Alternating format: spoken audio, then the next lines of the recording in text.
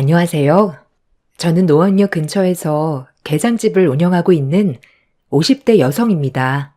지금까지 정신없이 바쁘게 살아오다가 최근 들어 삶의 여유를 가지려고 제 딸과 많은 시간을 보내고 있는 중입니다.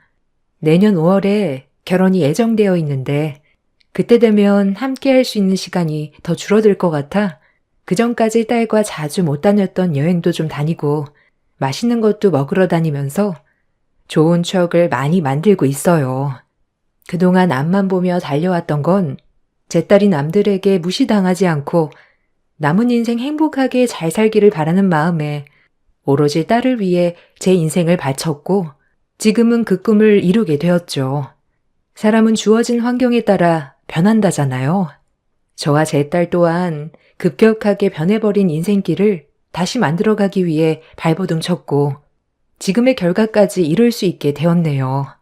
저희가 악착같이 살아왔던 이유는 13년 전에 전 남편과 이혼을 하면서부터였어요. 그때 당시 저와 제 딸이 내쳐졌을 때 받았던 상처는 분노로 가득 차게 되었고 그 사람에게 꼭 복수해야겠다는 그런 마음 하나밖에 없었습니다. 제 딸은 13년이 지났는데도 그날의 아픔을 지울 수가 없는지 아직까지도 악몽에 시달리고 있습니다. 시간이 약이라고 세월이 흐른 만큼 예전보다 나아지긴 했지만 제가 바라는 건 그 아픔에서 완전히 벗어나 더 이상 아프지 않고 살아가길 바랄 뿐입니다.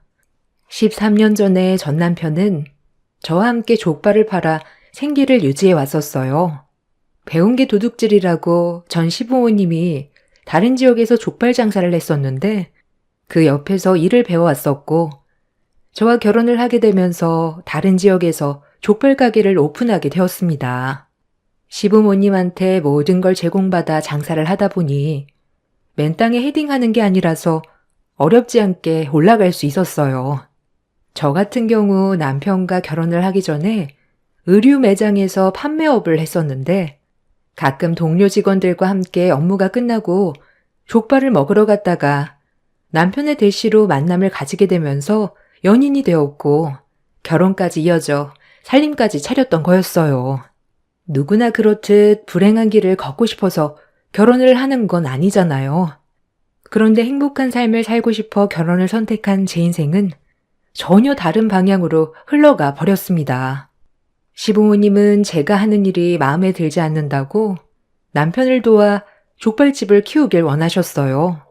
음식에 소질이 없었던 저로서는 새로운 일을 한다는 게 쉽진 않았지만 시모의 말대로 남편을 도와 족발집을 운영하는 게 훨씬 더 좋은 방향일 수도 있을 것 같아 고민 끝에 오랜 시간 다니던 일을 그만두고 남편을 따라 장사를 하게 되었습니다. 처음 접해본 일들이라 쉽지는 않았지만 뼈와 살이 된다 생각하고 열심히 배워왔고 그렇게 남편과 손발 맞춰 살아오다 보니 어느새 제 딸은 대학을 앞둔 고등학생이 되어 있었죠. 그동안 남편과 함께 결혼 생활을 해오면서 별의별 일들은 다 겪었었는데 그래도 이혼하지 않고 버티려 했던 건 제 딸의 앞날 때문이었어요. 반에서 항상 10등 안에 들었었고 좋은 성적을 거뒀던 제 딸의 미래가 밝아 보여 성인이 될 때까지는 최대한 참고 버티면서 살아왔었어요. 계획도 없이 무작정 남편과 이혼을 한다는 건 제 딸의 미래를 망칠 수 있을지도 모른다는 불안함 때문에 때를 기다려왔던 것 같습니다. 남편이 그동안 저를 무시하고 상처가 되는 행동들을 많이 해도 참을만 했었어요. 바람만 아니면 다른 건 다 넘어갈 수가 있었습니다. 바람을 피우는 순간 제 딸에게도 엄청난 상처를 받게 되는 충격적인 일이었기 때문에 남편이 외간 여자만큼은 안 만나길 바라왔었어요. 그런데 어느 날 남편이 배달을 다녀오겠다고 나가더니 한참이 지나도 들어올 생각을 하지 않더라고요. 전화를 해도 받지 않길래 남편이 배달 간 곳을 확인해 보니 딸이 입시 준비로 학원을 다니고 있던 건물에 배달을 갔길래 곧 돌아오겠지 했는데 딸이 학원에서 공부를 마치고 식당으로 들어왔는데도 남편은 오지 않았습니다. 그래서 딸에게 아빠를 봤냐고 물어보니 못 봤다고 하길래 그때부터 기분이 슬슬 안 좋아지기 시작했고 시간을 확인해 보니 배달 나갔던 사람이 어느새 4시간이나 넘게 연락 두절인 상태였어요. 수십 통도 아닌 수백 통의 전화를 걸었죠. 배달 일도 많이 바쁜데 벌만큼 벌었고 체인점도 수십 개가 있다 보니 이제 막 살아도 된다고 생각하고 있는 건지 무책임한 행동을 지속적으로 보였지만 그래도 4시간 이상 자리를 비운 적은 단 한 번도 없었습니다. 확실하게 뭔가 느낌이 안 좋아 딸에게 잠깐 식당을 맡기고 남편이 배달 간 건물로 향했어요. 건물 주위에 배달 오토바이가 없길래 답답함은 더해갔는데 다시 식당으로 돌아가려던 그 순간 남편의 오토바이가 지하 주차장에 주차가 되어 있는 게 눈에 들어오는 게 아니겠어요? 그냥 지나쳤으면 못 봤을 정도로 아주 살짝 보였던 오토바이를 발견한 저는 심장이 두근거려 천천히 지하 주차장으로 걸어 내려가고 있는데 대화 소리가 들리기 시작했어요. 남편이 어떤 여자와 대화를 주고받는 모습이 눈에 들어왔고 그 모습을 유심히 지켜보던 저는 충격적인 말을 듣게 되었네요. 아, 다종이야. 당연히 머리가 좋으니까 좋은 대학은 당연히 붙지 않겠어? 너무 걱정 안 해도 될 것 같아. 부족한 거 있으면 내가 채워주면 되지. 돈이 넘쳐나는데 뭐가 걱정이야? 당신은 이 빌딩 건물 주고 나는 족발집 체인점이 10개나 있는 잘나가는 족발집 사장인데 우리 둘이 합치면 두려울 거 하나 없어. 내가 괜찮은 과외 선생 좀 알아봤는데 조만간 자리 만들 거니 한번 받아봐봐. 그 과외 선생과 공부한 애들은 죄다 서울대 붙었다더라. 비용이 부담스러울 정도로 비싸긴 해도 우리 다정이를 위해서라면 내 재산 모두 줘도 하나도 아깝지 않지. 나는 당신이 더 걱정이야. 혼자서 빌딩 관리하는 것도 힘들고 지금까지 외롭게 지나와서 우울증 약도 먹고 있잖아. 그래서 조만간 정리할 생각을 가지고 있으니까 너무 힘들어하지 말고 조금만 기다려줘. 나도 정말 들어가고 싶지는 않지만 무작정 막 나갈 순 없잖아. 내가 최대한 유리한 쪽으로 상황을 만들어야 돈을 덜 뜯기지. 나는 우리가 만나고 있다는 걸 집사람이 몰랐으면 좋겠어. 이 건물에 있는 사람들도 마찬가지고 다종이한테 안 좋은 소문이라도 돌면 공부에 지장이 생길 거 아니야. 스트레스 받는 일을 줄여줘도 모자란데 더 키웠다가 대학 진학에 문제라도 생기면 어떡해? 자기가 그런 것까지 생각할 줄은 몰랐어. 너무 내 생각만 한 것 같다. 우리 딸이 요즘 공부가 잘 안 풀리는지 많이 답답해하고 있는데 과외 선생까지 알아봐줘서 정말 고마워. 나도 최대한 참고 기다릴게. 우리 다정이한테 다시는 되돌아 없는 중요한 시기잖아. 내가 너무 붙잡아서 괜히 문제가 커지는 거 아니야?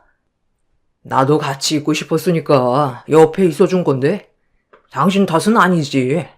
그건 내가 잘 둘러대면 돼. 여기 동네에 친구들이 얼마나 많은데. 다정이 집에 들어왔겠다. 어서 들어가봐. 설마 했는데 남편이 저 몰래 정말 바람을 피우게 될 줄은 몰랐어요. 남편은 오토바이에 시동이 걸리고 건물 밖으로 나가려고 하길래 서둘러 밖으로 나와 몸을 숨겼고 남편은 저를 발견하지 못했는지 곧장 식당으로 향했어요.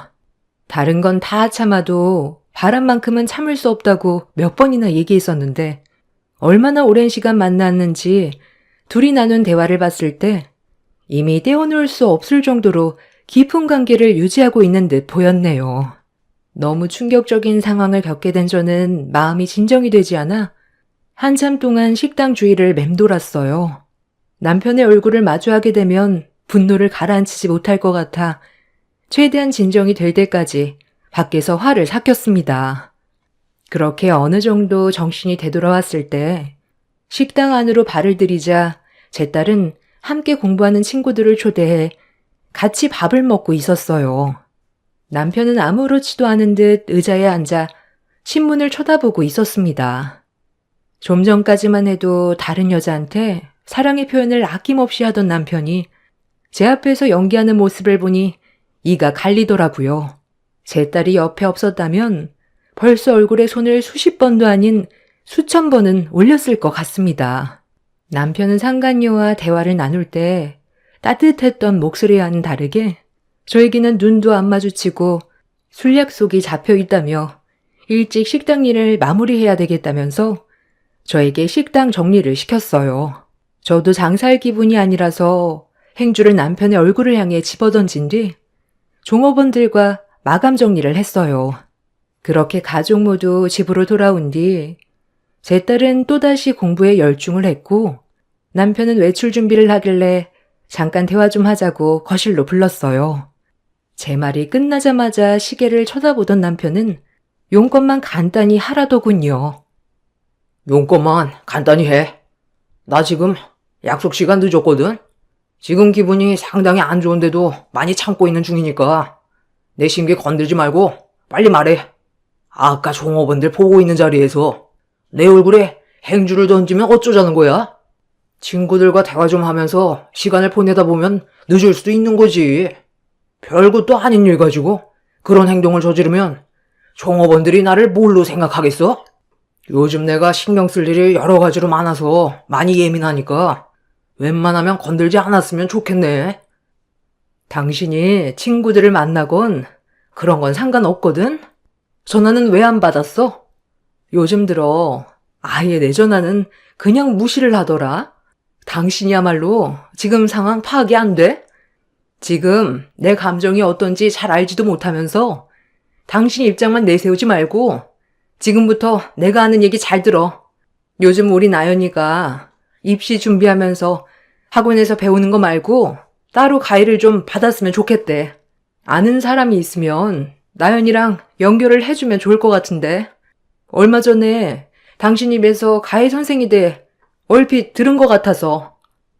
족발 사장이 가해 선생이랑 무슨 연관이 있어서 내가 알겠어. 나는 그런 거 전혀 모르니까 정 붙여주고 싶으면 당신이 직접 알아보면 되겠네. 그런데 지금 학원 다니는 것도 꽤 돈이 많이 들어가는 것 같은데 굳이 과외까지 받아야 돼? 그냥 학원 다니라고 해. 머리 좋은 애들은 학원도 안 다닌다더라. 그래서 알고 있는 가해 선생이 없다는 거야? 확실한 거지? 내가 알기론 당신이 꽤 유명한 가해 선생을 알고 있었던 것 같은데. 당신은 나연이가 잘 되는 걸 보고 싶지 않나 봐. 저렇게 열심히 하는데 뭐라도 해줘야 되는 거 아니야? 돈을 버는 이유가 뭐야? 하나뿐인 외동딸 건사 잘해서 나연이가 좋은 대학 가기 위해 우리가 열심히 돈 버는 거 아니야? 그런데 학원비도 아깝고 가외는 꿈도 꾸지 말라는 거야? 지금 내가 얼마나 많이 참고 있는지 알기나 해?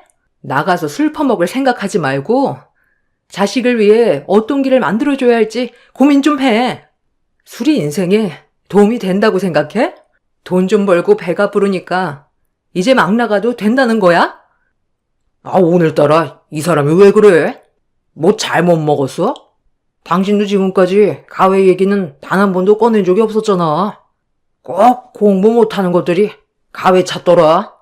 그런 거 다 돈만 버리는 거야. 상간녀 자식에게는 유명한 가해 선생을 붙여주고 자기 친딸은 학원비도 아깝다는 말을 꺼냈을 땐 그 여자에게 단단히 미쳐 있다는 걸 알 수가 있었어요. 그래서 더는 참을 수가 없었고 서둘러 밖으로 나가버린 남편의 뒤를 따랐습니다. 제 딸에겐 남편이 바람 피우고 있다는 사실을 알리고 싶지가 않았어요. 제가 남편의 뒤를 따라가자 언성을 높이며 화를 내길래 남편의 뺨에 손을 올려친 뒤 참았던 분노를 터트리면서 외간 여자와 만나고 있는 현장을 목격했다고 말했어요.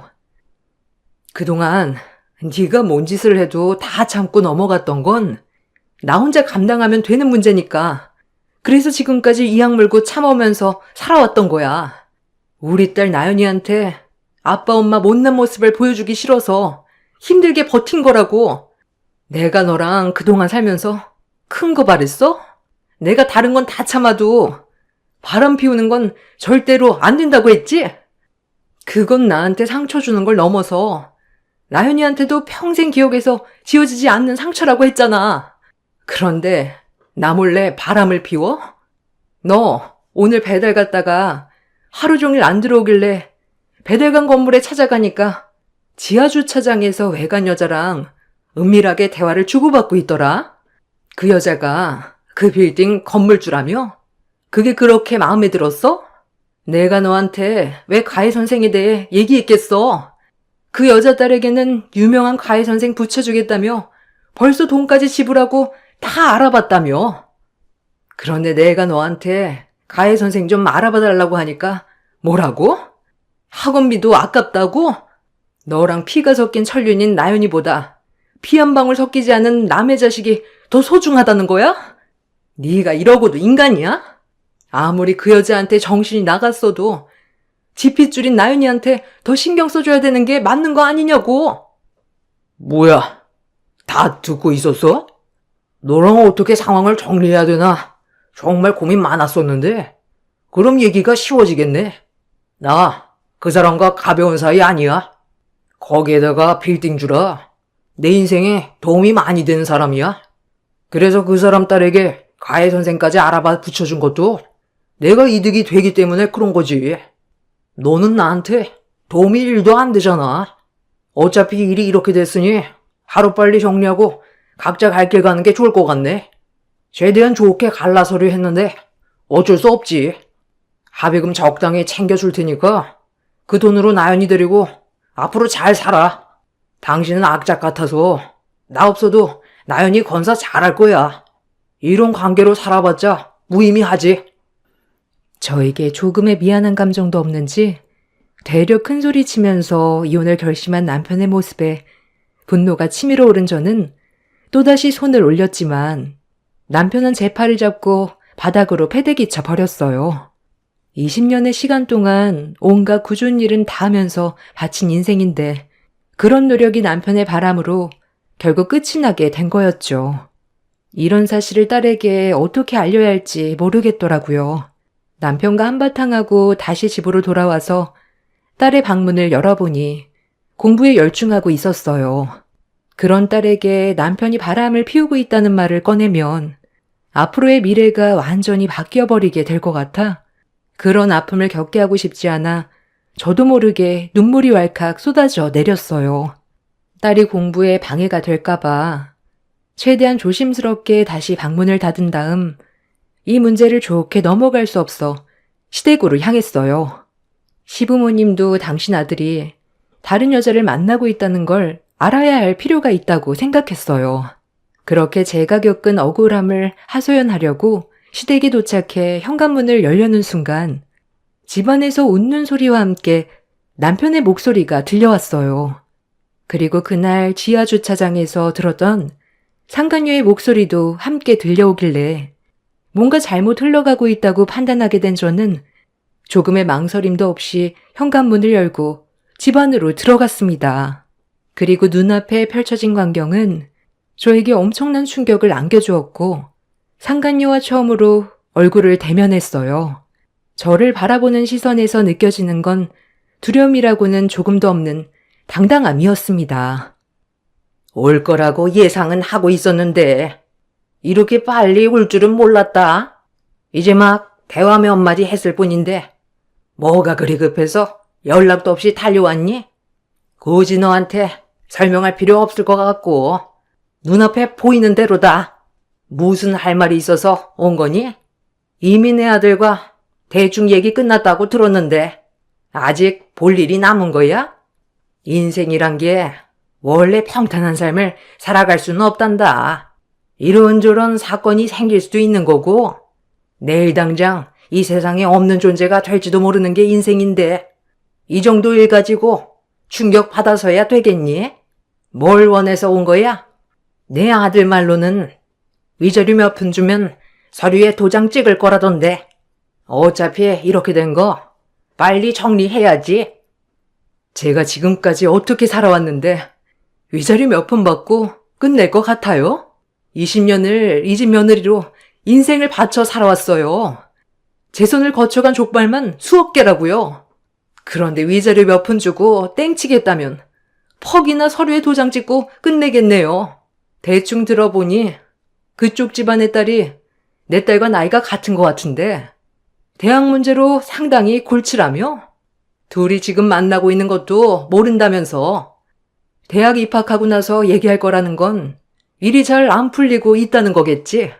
가위까지 붙일 정도면 머리가 좋은 편은 아닌가 봐. 내일 당장 니년 딸한테 가서 네가 내 남편 꼬셔서 바람 피우고 있다고 얘기 좀 해줄까? 온 동네방네 떠들어서 고개도 못 들게 하고 다니면 아마 걔 인생도 아작이 나겠지. 나랑 내 딸만 피해볼 순 없잖아. 내가 당하고만 있을 것 같아? 아직 서류에 도장도 안 찍었는데 얼굴 대면하고 다음 일까지 계획하고 있는 니들이 인간이야? 어차피 망가지게 될 거면 끝까지 한번 가보자고. 니들 인생이 순탄해지게 놔둘 것 같아? 내 딸 건드리기만 해봐. 내가 가지고 있는 모든 걸 동원해서라도 너부터 끝장 볼 테니까. 나는 뭐 가만히 있을 줄 알아? 보잘것없는 게 어디서 협박이야? 뭘 원하는데? 섭섭지 않게 위자료 주면 그걸로 새 출발하면 되잖아. 나 말고 좋은 남자 만나서 다시 시작하면 되지. 왜 구질구질하게 행동하려고 그래? 족발집 몇 개 주면 되겠어? 우리 아버지한테 족발을 받아서 운영해야 되니까 많이 불편하겠지? 그럼 그만큼 위자료로 더 챙겨줄 테니 그냥 적당히 하고 끝내자. 전조가리 파는 널 며느리로 받아들인 건 그래도 기본적인 장사는 할 줄 아니까. 내 아들 옆에서 일을 돕는데 크게 무리는 없을 것 같아 받아준 것뿐이다. 처음부터 네가 마음에 들어서 받아준 건 조금도 없었어. 나랑 살아오면서 너도 느끼고 있었잖아. 반대로 나한테 인사온 경진 씨는 빌딩을 소유하고 있는 빌딩주인데 너랑 비교가 되겠니? 그 건물에 우리 족발집 하나 더 오픈할 수 있고 앞으로 우리 가족이 살아가는데 좋은 조건들이 너무 많은데 굴러 들어온 금덩이를 흘려보낼 수야 없지. 저는 이미 한 번의 이혼 경험이 있는데요. 그거 시간 지나고 보면 별거 아니에요. 마음이 안 맞는 사람일수록 하루빨리 정리하는 게 인생을 허비하지 않는 길인 거예요.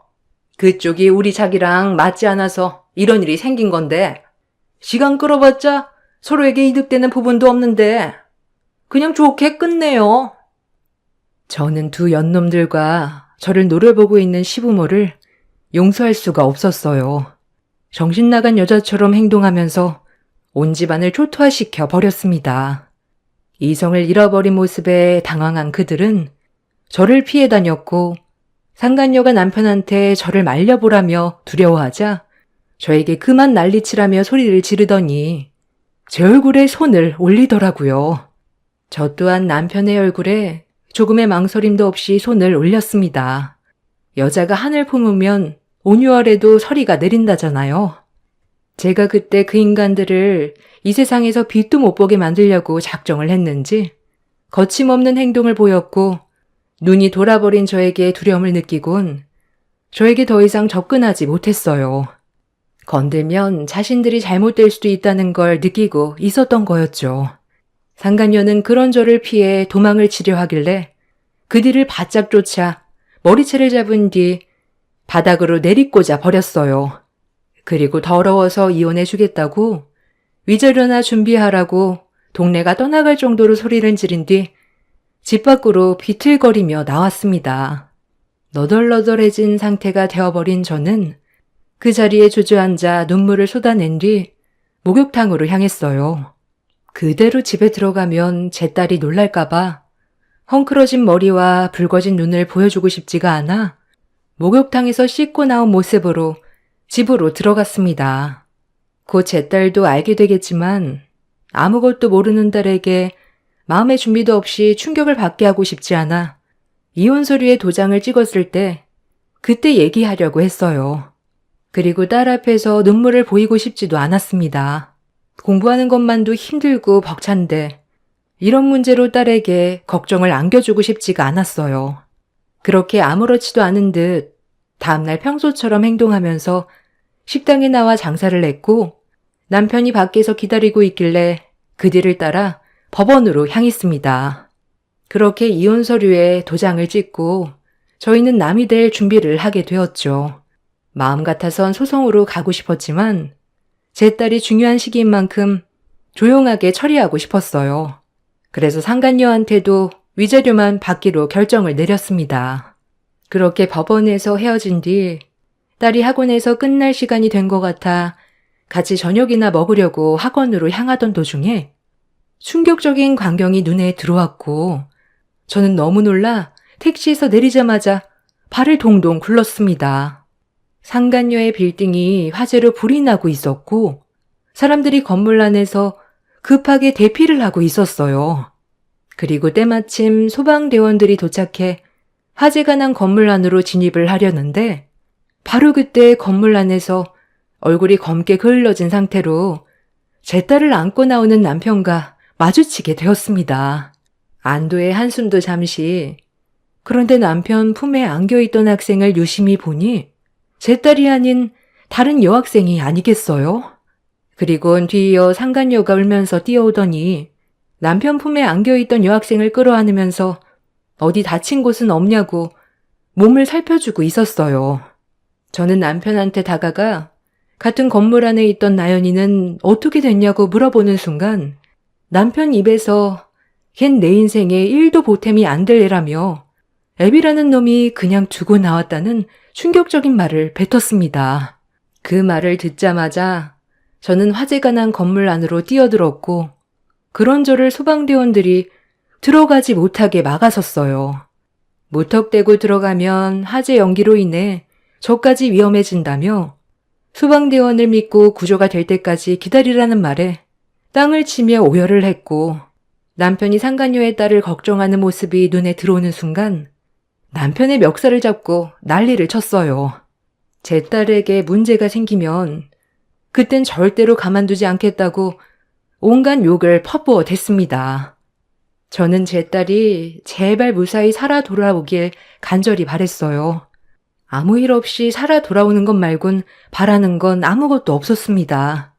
그렇게 화재가 난 건물을 하염없이 바라보며 눈물을 흘리고 있던 그때 소방대원이 사람들을 구조해 오기 시작했고 한 소방대원의 품에 제 딸이 정신을 잃은 채 안겨 있었습니다. 급하게 달려가 상태를 확인해 보려고 했는데 서둘러 응급실로 가봐야 할 것 같다면서 구급차에 올려 태웠고 저도 그 뒤를 따랐어요. 그렇게 병원에 도착한 뒤 딸의 검사가 시작이 되었는데 천만다행히도 몸에는 큰 문제는 없었습니다. 몇 시간 뒤 정신을 차린 딸을 보자마자 눈물을 쏟아낸 저는 괜찮냐고 물어봤는데 딸의 입에서 나온 한마디에 엄청난 충격을 받아 온몸이 떨려왔어요. 화재 당시 남편이 학원으로 달려들어왔는데 제 딸과 상간녀의 딸 앞에서 조금의 고민도 하지 않고 상간녀의 딸을 안고 밖으로 뛰쳐나갔다는 말을 꺼냈습니다. 제 딸은 그 학생이 상간녀의 딸인지 모르고 있는지 그 학생이 누구길래 친딸을 버리고 갈 정도였냐며 눈물을 쏟아내었어요. 저는 딸에게 더 이상 숨길 수 없어 그동안 제가 겪어왔던 모든 걸 털어놨어요. 그리고 그 말을 듣게 된 제 딸도 많은 충격을 받았는지 아빠에게 많은 상처가 분노로 변해 절대로 용서하고 싶지 않다면서 제 품에 안겨 쉬지 않고 눈물을 쏟아내었네요. 저는 그런 딸에게 그 인간들 보란듯이 잘 사는 게 복수라고 했어요. 제 딸은 그동안 제가 마음고생이 심했을 것 같다면서 자기 자신도 힘들 텐데 저를 위로해 주었습니다. 그리고 무언가를 결심한 것 같은 얼굴을 하고 있더라고요. 그렇게 저희 모녀는 그들에게 받은 상처를 안고 그곳을 떠났습니다. 저와 제 딸은 오로지 성공을 위해 앞만 보고 달렸고 그렇게 힘든 시간들을 이겨내고 잠시 숨을 고르니 벌써 13년이 흘러버렸습니다. 저는 지긋지긋한 족발집을 이어가지 않고 게장집을 차렸어요. 족발이 느끼한 감이 있어 반찬으로 게장도 같이 나갔었는데 매번 오시는 손님들이 제 게장이 맛있다면서 따로 식당을 차려도 될 정도라고 만족해 하셨습니다. 게장만 먹으려고 오시는 분들이 계실 정도였으니까요. 그렇게 시작하게 된 게장집은 생각 이상으로 잘 되었고 체인점까지 낼 정도로 빠른 성장을 이루었습니다. 그런데 무작정 딸의 뒷바라지를 위해 달려오다 보니 제 몸을 돌볼 시간이 부족했는지 몸의 이상 증세가 하나둘 나타나기 시작했습니다. 그래서 정밀 검사를 받아봤는데 갑상선 암이라는 진단을 받게 되었어요.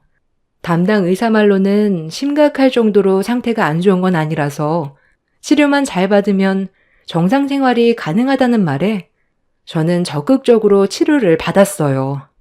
바쁘게 살아온 만큼 이제야 한숨 돌릴 수 있었고 여유 있는 삶을 살려고 했는데 암 때문에 제 인생의 마지막 페이지를 작성하고 싶지 않았습니다. 그렇게 병원에 입원해 수술을 받고 안정을 취하고 있는데 옆 병실에서 오열하는 목소리가 제가 있는 병실에까지 들려왔어요. 상황이 많이 안 좋았는지 울음소리는 끊이지 않고 있었습니다. 그리고 병실 문을 열면서 딸이 들어오려던 순간 제 딸의 손을 낚아채 누군가가 끌어들였고 제 딸에게 소리치며 살려달라고 목소리를 높여 화를 냈어요. 그 광경을 목격한 저는 당황해서 몸을 일으켜 밖의 상황을 확인해 보기 위해 병실 문을 급하게 열었습니다. 그런데 눈앞에 제 딸의 손을 잡고 애원하는 사람의 얼굴을 보자마자 조금의 고민도 하지 않고 손부터 날아갔어요. 머리채를 잡힌 그 사람은 10년 전에 저와 제 딸의 인생을 망쳐버린 전시모와 그의 가족들이었습니다. 제 손에 머리채를 쥐어뜯기고 있던 전시모는 눈물을 흘리면서 자기 아들 좀 살려달라고 제 딸에게 애원을 했는데 얼마나 제 딸을 흔들어댔는지 제 딸의 금속 명찰이 전시모의 손에 쥐어져 있었습니다. 제 딸은 자기가 담당의가 아니기 때문에 도와줄 수 없다며 고개를 돌렸고 전시모는 그런 제 딸을 보며 무릎을 꿇었습니다. 내가 왜 너를 설득시키려 하겠니? 담당 의사 선생님께서 너랑 결혼을 약속한 예비 신랑이라면서 아까 네가 담당 의사와 대화하는 거 전부 다 들었다. 그 의사가 나이는 젊은데 암 수술을 그렇게 잘한다면서 내가 소문 듣고 여기까지 왔는데 수술을 거부하면 내 아들, 아니 너희 아빠는 어떡하니? 저는 모르는 일이에요. 그리고 제 인생에 아빠는 원래 없었어요. 저는 이미 불타는 건물에서 그 사람에게 한 번 죽었어요. 건물 밖에서 나왔을 땐 제 앞에 저희 엄마밖에 없었는데 이제 와서 아빠 타령하면 제 마음이 열릴 것 같아요? 그리고 방금도 설명드렸지만 저는 소아과 담당 전문의지 암 전문의가 아니에요. 그리고 수술을 할지 말지 결정하는 건 담당 의사 몫이잖아요? 저는 아무 말도 안 했는데 왜 이러시는지 모르겠네요. 여긴 병원이고 보는 사람도 많으니까 그만 소란 피우고 다른 병원 알아보세요. 여기 말고도 암을 치료할 수 있는 곳은 상당히 많거든요. 엄마, 이제 그 손 놓으세요. 저런 사람들 때문에 엄마 손 더러빌 필요 없어요. 내가 다른 병원 안 가봤겠니? 다 돌아다녀 봤는데 가망이 없다더라. 시간은 계속 가고 내 아들은 점점 힘들어하는데 뭐라도 해봐야 할 거 아니니? 내 전 재산 전부 다 줄 테니까 내 아들, 아니 네 애비 좀 살려줘라. 뭐든 다 한다니까. 자, 이 할미가 무릎까지 꿇은 걸로 부족하면 너희들 앞에 내가 엎드리마. 그러니 제발 우리 아들 좀 살려다오. 내 아들이 너랑 이혼을 하고 그 경진인가 뭔가 하는 여자랑 처음엔 잘 되는가 싶었는데 그 집 딸내미가 목숨을 구해준 내 아들과 부적절한 관계라는 걸 알고 충격을 받아서 집을 뛰쳐나간 적이 있었다. 그 이후 개를 찾겠다고 경찰에 신고도 하고 한바탕 난리가 났었는데 개가 간 곳이 어디였는지 아니? 자기 친아빠한테 가 있던 거였지. 그걸 본 그 여자가 내 아들과는 더 이상 함께할 수 없을 것 같다면서 뒷딸을 버리고 내 아들과 시작할 수 없다고 이혼했던 전 남편이랑 다시 재결합을 했더랜다. 내 아들이 낙동강 오리알 신세가 되고 나서 다른 여자한테 만족을 느끼지 못한 채 10년을 혼자 살아왔어. 니들한테 다시 가고 싶은 마음은 있었지만 과거에 저지른 용서받지 못할 행동 때문에 수소문 끝에 니들이 있는 곳만 겨우 알아내서 먼발치에서 지켜만 보고 있었다. 내 아들과 우리가 분명 실수한 건 맞지만 10년 넘는 시간 동안 잘못을 뉘우치며 살아왔었어. 니들 앞에 나타나고 싶었지만 우리가 무슨 면목으로 너희 얼굴을 보겠니? 내 아들이 용서받지 못할 죄를 저지른 건 알지만 눈 딱 감고 한 번만 용서해 줄 순 없겠니? 그래도 네가 이 세상에 있게 만들어준 네 친애비잖아. 너랑 결혼 예정인 그 담당 의사에게 한 번만 수술을 해달라고 부탁하면 안 될까? 왜 다른 병원에서도 힘들 것 같다는 말을 했는지 아실 텐데요. 수술을 하다가 죽을 수도 있기 때문에 거부를 했던 거였어요. 그 사람도 마찬가지고요. 제가 그때 그런 아픔이 있었다는 이유를 듣고 수술을 하고 싶지 않은 마음도 있었겠지만 의사로서 가망이 없어 보이니까 수술을 거부했던 거예요. 전 남편은 대장암 말기로 이미 손을 쓸 수가 없는 상태였습니다. 의사가 된 제 딸이 암 전문의인 예비 사이한테 과거에 있었던 일들을 얘기하면서 자기 아빠가 수술을 받으면 좋아질 수 있는지 물어본 것 같았어요. 성공 확률이 5%도 안 된다며 희박하다는 말에 수술을 하지 않는 게 좋을 것 같다고 했던 것 같습니다. 제 딸이 아무래도 예비 사이의 손을 더럽히고 싶지 않았던 것 같아요. 성공 확률도 높지 않은 수술을 예비 사이에게 맡겨서 죽게 된다면 예비 사이가 정신적으로 힘들어질까봐 무조건 수술을 거부하라고 했던 거였는데 그 말을 전시모가 듣게 되었던 거였죠. 예비 사이가 암 수술 성공률이 높다는 게 소문이 많이 퍼져서 예약 환자도 상당히 많이 잡혀 있는 걸로 알고 있습니다.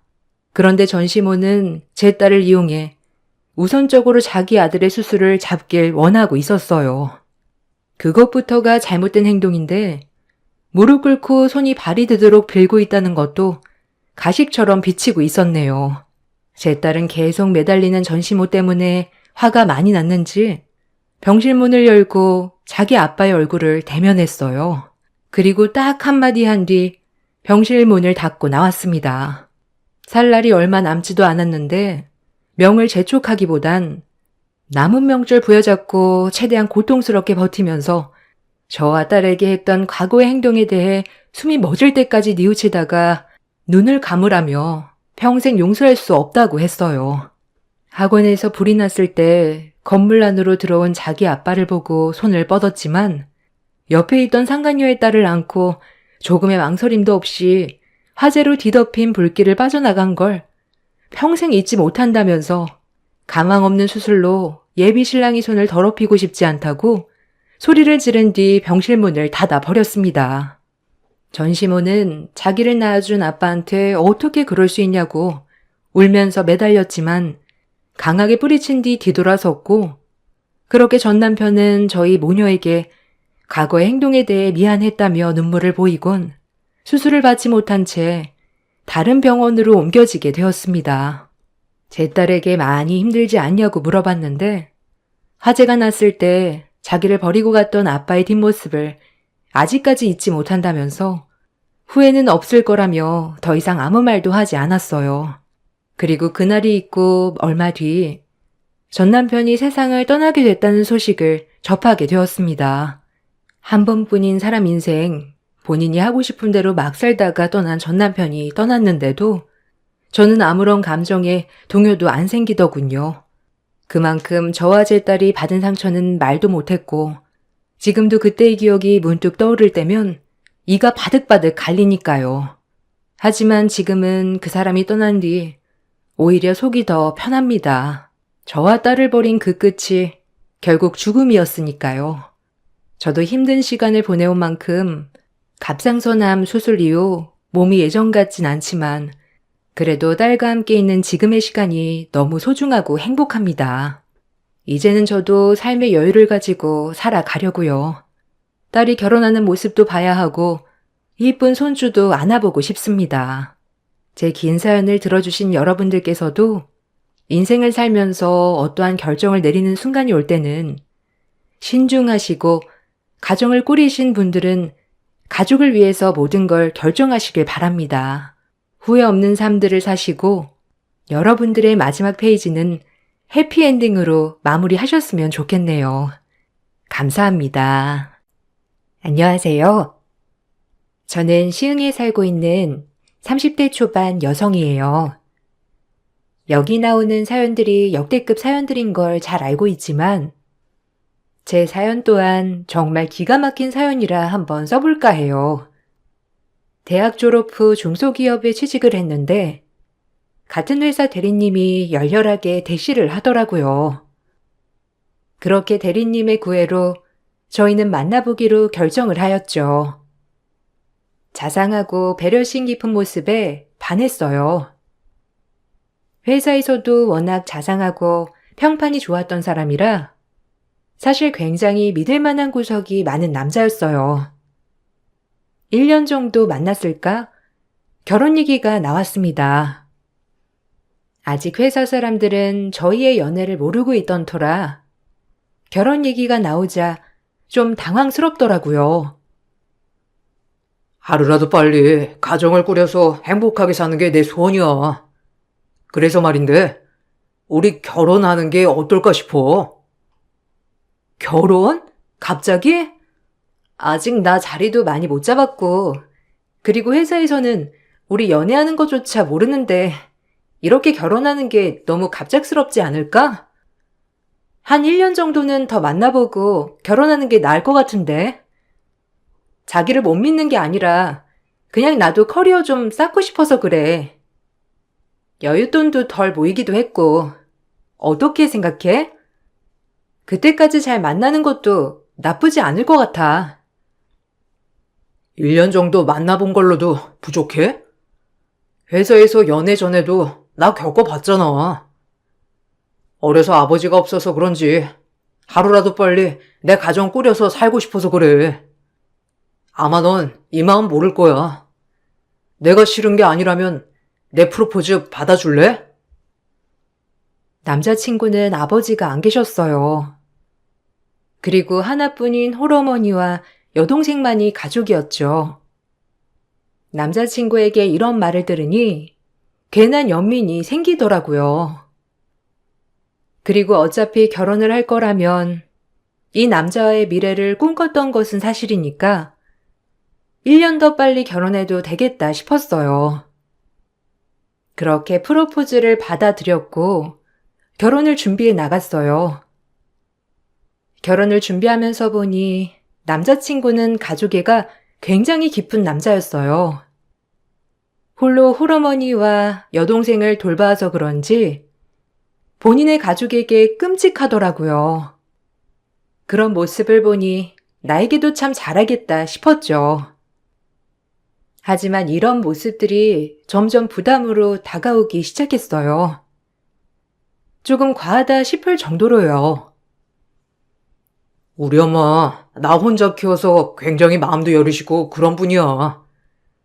우리 정말 잘하자. 알겠지? 엄마가 나한테 의지를 많이 하셔. 그래도 하나밖에 없는 우리 엄마 마음 이해하지? 너희 가족은 완전체니까 조금 이해가 필요할 거야. 그럼 힘드셨겠다. 혼자 이렇게 키우시는 것도 쉽지 않으셨을 텐데 존경해. 내가 결혼해서 자기처럼 잘하도록 할게. 그래서 그런데 우리 결혼식 그냥 파티 형식으로 스몰 웨딩 하면 어떨까? 외국은 그냥 그렇게 한다는데. 스몰 웨딩 좋지.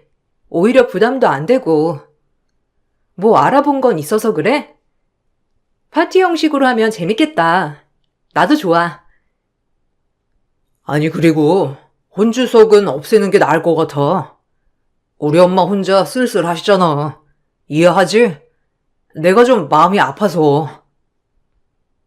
남자친구의 말에 생각이 많아지더라고요. 요즘엔 혼주석 없이도 결혼식을 한다지만 저도 외동인지라 부모님이 결혼식을 얼마나 특별하게 생각하실지 마음이 쓰이더라고요. 그래서 그건 안 될 것 같다고 남자친구에게 딱 잘라 거절을 했어요. 제가 거절을 하자 남자친구는 굉장히 상심한 듯이 말을 하더라고요. 하지만 이 부분에 있어서는 확답을 줘야 할 것 같았어요. 그건 좀 그럴 것 같은데?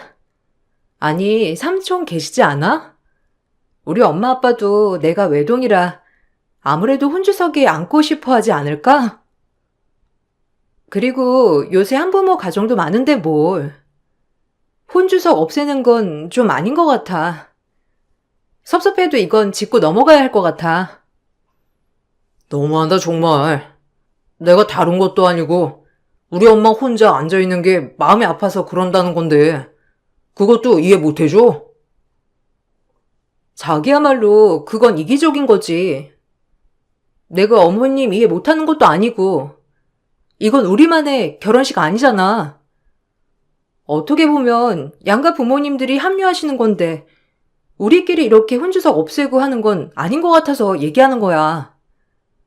자기도 이해해줬으면 해. 자기가 몰라서 그래. 우리 엄마가 얼마나 마음이 안 좋겠어. 아휴, 일단 알겠어. 자기가 그렇게 말하니까 뭐 할 수 없지. 생각보다 제가 강경하게 나오자 남자친구는 어쩔 수 없다는 듯이 양보하더라고요. 사실 저희끼리만 하는 결혼이면 충분히 그렇게 할 수도 있었지만 저희 부모님들도 계셨기에 제가 마음대로 정할 수가 없었어요. 그렇게 결혼식을 준비해가는 과정에서 잦은 트러블들이 있었어요. 남자친구 하나만 보면 참 좋은 사람이었는데 홀시어머니와 여동생이 합쳐지니 조금 불편한 마음이 많이 들더라고요. 그리고 여동생은 하나밖에 없는 오빠 결혼식에 축하를 불러준다며 저에게 제안을 하더라고요. 그때까지 축가를 불려준다고 해서 참 고마운 마음이 들었어요. 내심 축가하는 선물 겸 결혼 선물로 좋은 선물 하나 해줘야겠다 생각도 하고 있었고요. 하지만 이런 생각과는 다르게 예비 시누이는 축가를 하는 조건을 걸더라고요. 좀 의아했습니다. 본인이 친오빠 결혼식에 먼저 축가를 불러준다고 했지만 갑자기 대가를 요구하니 좀 당황스럽더라고요. 누구를 위한 축가인지 한참을 생각하게 됐어요. 하지만 남자친구는 이런 건 별 대수롭지 않은 듯 넘어가더라고요. 정말 아닌 것 같았습니다. 언니, 제가 축가 부를 건데 어떻게 생각해요? 뭐 하나밖에 없는 오빠이기도 하고 오빠 결혼식 축가는 꼭 제가 불러주고 싶었거든요. 언니만 괜찮다면 제가 축가하려고 하는데 괜찮아요? 이런 거 처음이라 떨리긴 하지만. 어머, 저야 너무 좋죠. 아가씨가 축하해 주시면 더 기념도 되고 너무 고마워요. 아가씨 잘 부탁할게요. 그래서 그런데 원래 축가하거나 그러면 좀 선물도 해주고 하더라고요. 제가 오빠한테 얘기해놨는데 이 가방 어때요? 어차피 언니 시집 오면서 선물 하나 해줘야 하니까 이 가방으로 사주세요. 이렇게 대놓고 말하는 게 아무래도 편하죠?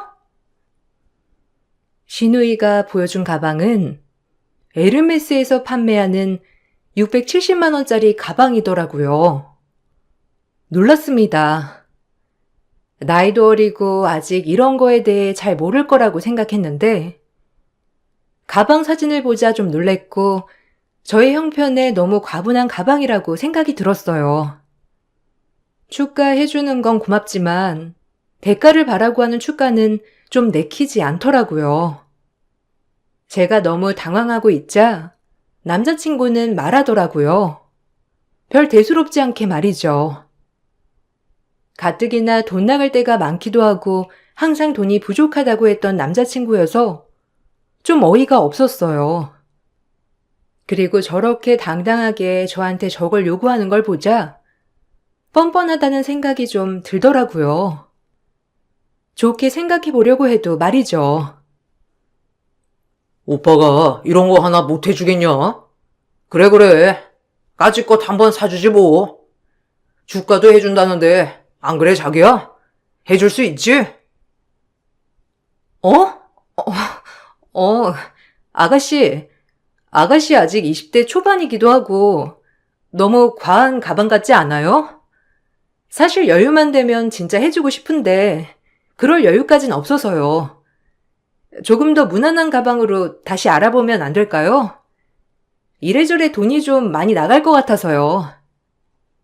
헐, 제가 추가까지 해준다는데 지금 가방 하나 못 사준다고 하는 거예요?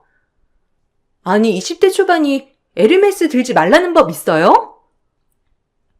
아니, 그게 아니고 여유가 되지 않아서 그래요. 그런 가방 저도 매보지도 못한 건데 여유가 되면 당연히 해드리죠. 됐어요. 기분 나빠 진짜. 기분 좋게 축가도 해준다고 직접 말까지 했건만 언니 참 사람 기분 잡치게 하는데 뭐 있네요?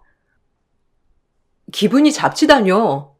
아가씨, 말 너무 막 하는 거 아니에요? 형편상 안 될 것 같아 얘기한 건데 그렇게 말할 필요까진 없잖아요. 예비 신우의 말에 당황스럽고 어이가 없더라고요. 하지만 절 더 당황하게 한 건 남자친구의 태도였습니다. 남자친구는 신우이를 달래면서 꼭 사주겠다고 약속하더라고요. 그것도 제 앞에서 완전 바보가 되는 느낌이더라고요. 그리고 이런 모습에 결혼을 다시 생각해보는 계기가 되었어요. 평생 제 울타리가 되어줘도 모자랄 판에 이런 모습을 보인다는 게 정말 깼거든요. 아유, 오빠가 사준다니까. 언니 말 그냥 한 귀로 듣고 한 귀로 흘려. 오빠가 사줄 테니까 기분 풀어. 알겠지? 응, 알겠어. 근데 언니, 진짜 기분 나쁘긴 했어요. 남의 호의를 무슨? 그렇게 받아들이고 정말 실망했어요. 네? 아니, 자기야. 나도 어이없다. 이게 뭔지. 내가 뭐가 돼, 그럼? 아가씨, 저도 당황스럽네요. 됐어요. 저도 실망했어요. 에이, 자기까지 왜 그래? 좋은 게 좋은 거라고 오빠가 동생 선물 하나 해줄 수 있는 거지. 참 자기까지 이러면 어떡해? 그럼 둘이 해결해야지. 왜 나한테? 그리고 자기 이런 모습 보이니까 너무 생각이 많아진다. 나 먼저 갈게. 이 얘기만 하고 자리를 일어났습니다. 제가 오히려 저렇게 나오자 남자친구도 어쩔 줄을 몰라 하더라고요. 그리고 전 남자친구의 전화를 차단했어요. 정말 이별할 생각으로 말이죠. 결혼 전에도 이러는데 결혼하면 제 앞날이 어떨지 눈앞이 캄캄하더라고요. 제가 남자친구의 전화를 받지 않자 남자친구는 무턱대고 회사에 저희가 연애하고 결혼한다는 걸 주변에 흘리더라고요. 기가 막혔습니다. 제가 어쩌지도 못하게 말이죠. 더더욱 이건 아닌 것 같았고 남자친구한테 어이가 없더라고요. 아예 못을 박아놓은 것 같아서 좀 당황스럽기도 하고 웃기기도 하고 어이도 없고 별의별 생각이 다 드는 하루였어요. 아니 상희 씨, 김대리님이랑 사귄다며? 어머머, 결혼 준비하고 있다고 다 들었어. 아, 우리 감쪽같이 몰랐잖아. 축하해. 김대리님 너무 다정하니까 결혼하면 참 좋겠다. 그치? 어쩜 이렇게 선남선녀가 만났대? 너무 축하해. 청첩장 꼭 주고. 네? 어디서 들으셨어요? 근데 뭐 결혼은 아직 염두만 하고 있어요. 준비하는 건 아니고요. 그래? 대리님은 식장도 알아보고 있다는데? 뭐 당사자들이 더 잘 알겠지. 어쨌든 너무 축하해. 1호 결혼 커플인가? 네, 뭐 그렇게 되면 그런 거지만 아무튼 축하해 주셔서 정말 감사해요. 좋은 소식 있으면 말씀드릴게요. 너무 당황스럽더라고요. 이별을 할 판에 저렇게 회사에 소문이 나버리자 전 너무 어이가 없었죠. 그래서 남자친구를 불러 이게 뭐 하는 짓이냐고 따져 물었어요. 그러자 남자친구는 손이 발이 되도록 싹싹 빌면서 용서를 빌더라고요. 참 어이도 없으면서 내가 어떻게 해야 하나 싶은 생각도 들고 이래저래 복잡한 생각이 많이 들었어요. 아직 남자친구는 사랑하는데 앞날을 보면 과연 이게 맞나 싶기도 하고 여러 가지 고민이 많이 되더라고요. 제일 고민이 많이 되는 시기였습니다. 아니, 어떻게 된 거야? 회사 사람들한테 왜 오픈해? 아직 확실한 것도 아닌데. 그리고 내가 지금 생각할 시간을 갖자고 했잖아. 근데 어떻게 이렇게 마음대로 할 수가 있어? 나 진짜 자기한테 너무 실망한 거 알아? 이런다고 못 헤어지는 것도 아니고. 미안해. 내가 진짜 생각이 짧았다. 동생이 어리기도 하고 엄마가 너무 오냐오냐 키워서 그래. 아빠 없이 자랐으니 얼마나 봐주고 키웠겠어. 그래서 그런 거니까 진짜 이해 좀 해줘. 그리고 가방 문제도 내가 딱 잘라 얘기했으니까 더 이상 신경 안 써도 돼. 이런 일이 반복될 건데 어떻게 내가 자기를 믿고 결혼을 하냐고. 그래서 생각해 보자는 거야. 이건 아닌 것 같아서. 진짜 미안해. 다신 안 그럴게. 내가 다시 한 번만 더 그러면 정말 김인호가 아니라 이인호다. 어? 아, 제발 한 번만. 솔직히 자신 없어, 정말. 당신 너무 가족 과잉보호하는 것 같고 결혼하면 내 편이 되어줄까도 솔직히 의문이야. 절대 안 그래. 네가 우선이지. 일단은 가족은 챙겨야 하니까 그런 거지. 아, 나한텐 네가 제일 소중해. 어? 제발. 남자친구가 그렇게 사과를 하는 바람에 결국 이 일은 무마가 되었어요.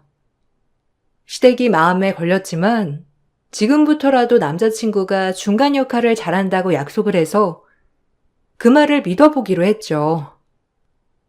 그렇게 결혼 준비에 가속도가 붙을 즈음 점점 난감한 상황이 지속되더라고요. 어느 정도 이해는 했지만 시어머니 또한 철이 너무 없더라고요. 완전 철부지 그 자체였어요. 지금 글을 쓰고 보니 결혼 전에 참 많은 시그널이 있었던 것 같아요. 도망치라는 시그널. 하지만 그땐 참 남자친구가 너무 좋더라고요. 어머, 상희야. 오늘 집에 좀 들를 수 있니? 인호랑 같이.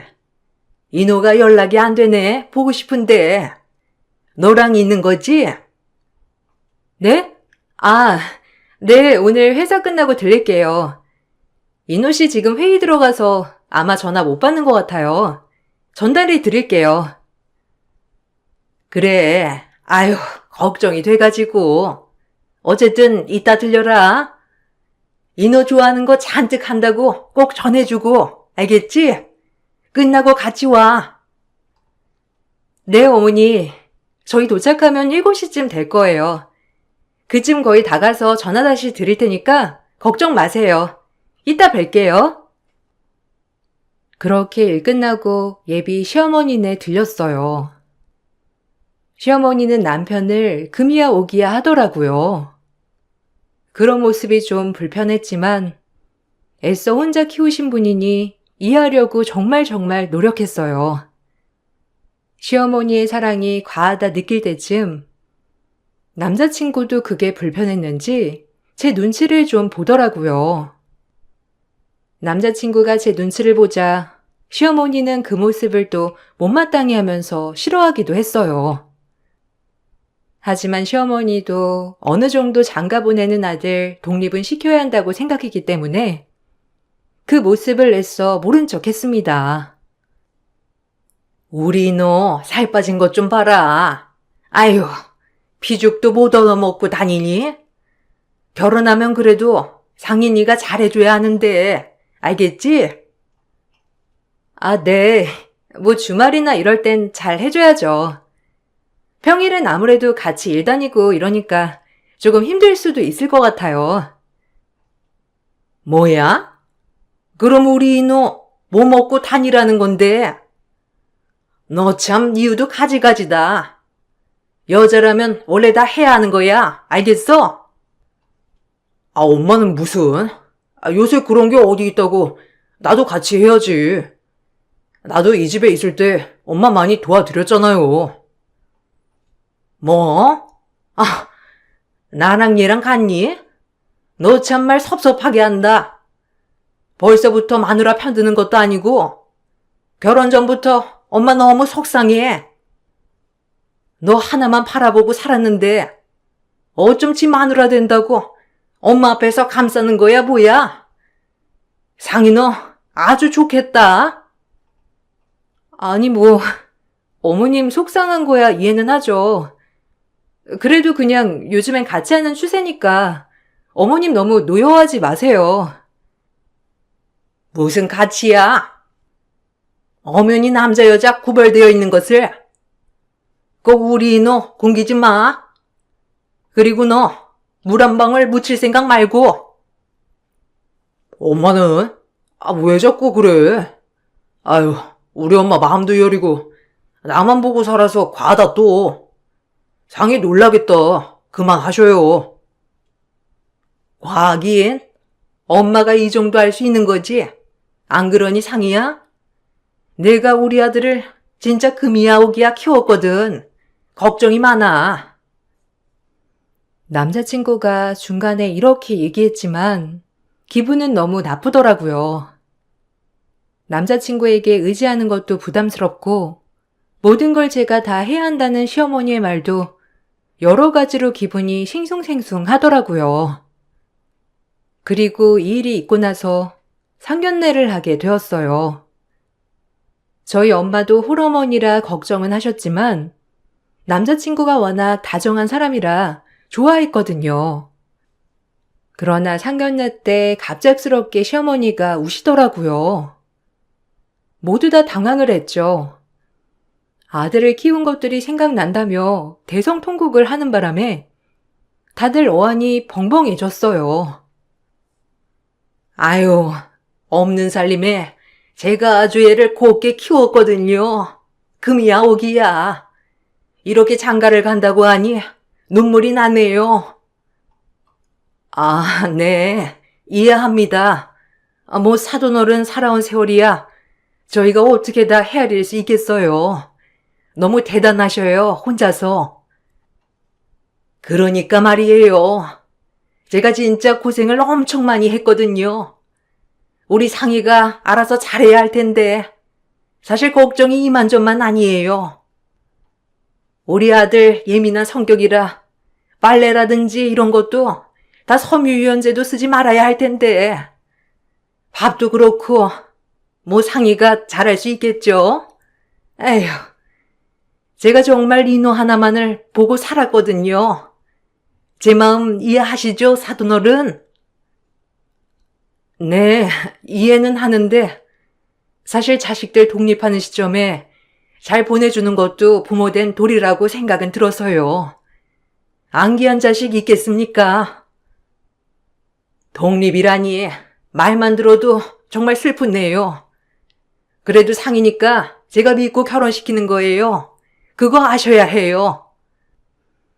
시어머니를 이해 못하는 건 아니지만 상견례 자리에서 저렇게까지 얘기하니 부모님도 낯빛이 좋진 않더라고요. 저 역시 과도한 아들 사랑인 것 같아 불편했고요. 그렇게 상견례에선 어머님을 달래느라 시간이 어떻게 갔는지도 모르겠더라고요. 괜히 저희 부모님에게 죄송스러운 날이었죠.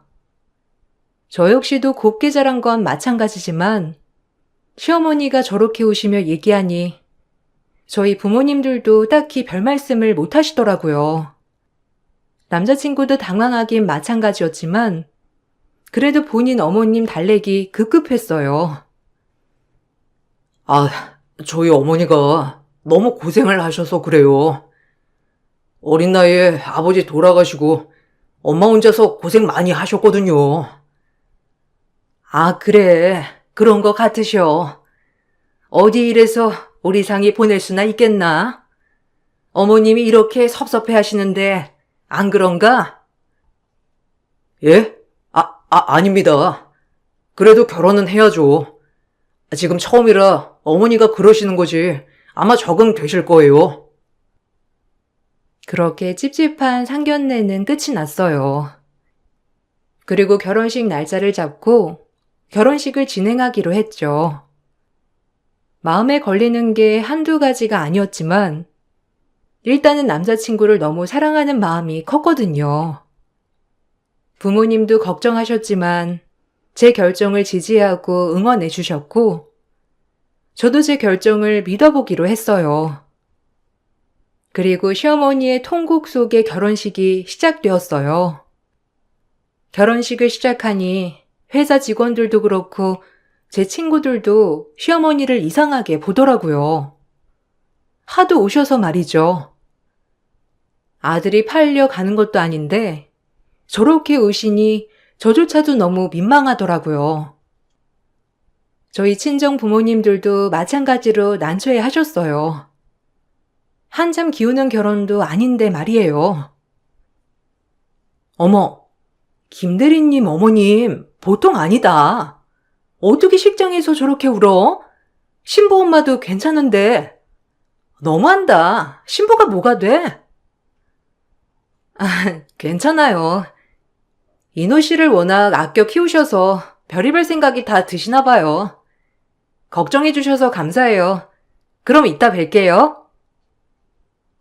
야, 너네 시어머니 왜 그래? 무슨 저렇게 팔려가는 것처럼 우는 거야? 울어도 적당히 울어야지.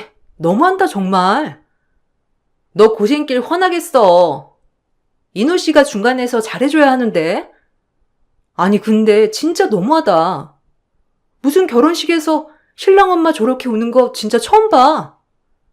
애들이 지금 다 놀랬어.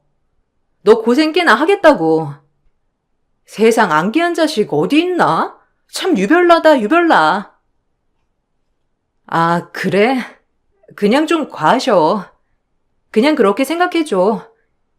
그래도 막상 보면 안 그러시니까 난 괜찮아. 조금 이따 봐.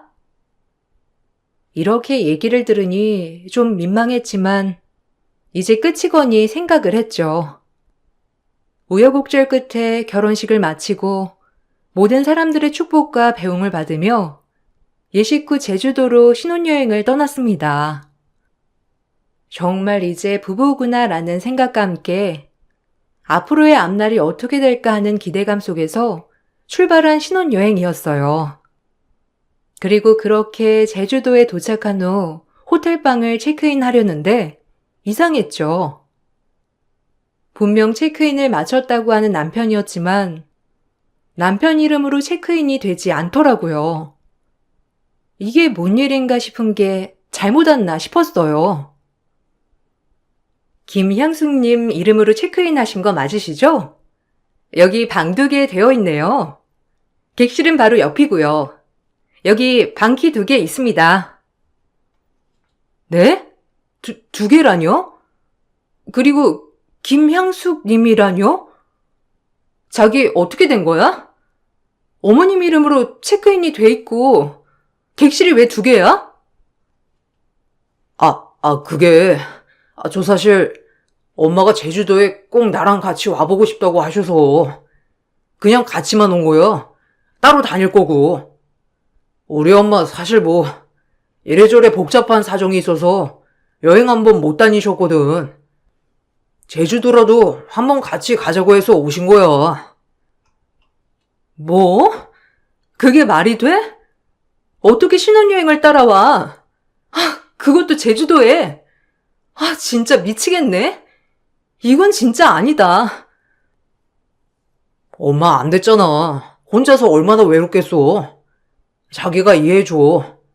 남들은 효도여행이다 뭐다 보내드리는데 진짜 엄마 사정에 있어서 그래. 이건 내가 나중에 천천히 설명할게.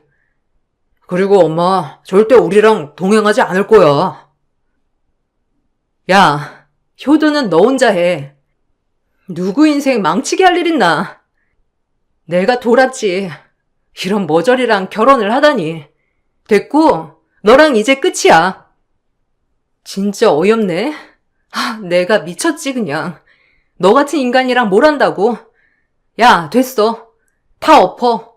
이제 진짜 붙잡지 마. 너는 끝이 없다, 인간이. 제주도 호텔방이 시모 이름으로 체크인 되어 있는 것을 보고 바로 이건 아니다 싶었고 남자친구와 손절 기회라고 생각했죠. 그리고 전 바로 그 짐을 가지고 택시를 타 공항에 갔습니다. 빨리 서울로 갈 수 있는 비행기 편을 알아보기 시작했어요. 제가 그렇게 공항으로 오자 전화기가 불이 나더라고요. 시어머니와 남편이 쌍으로 번갈아 가며 전화를 했지만 그렇게 그냥 무시했어요. 그리고 서울로 온 다음 날 뉴스를 보는데 뉴스에 두 모자가 나오더라고요.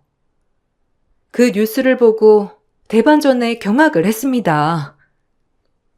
어머, 너 제주도니? 아니면 어디야?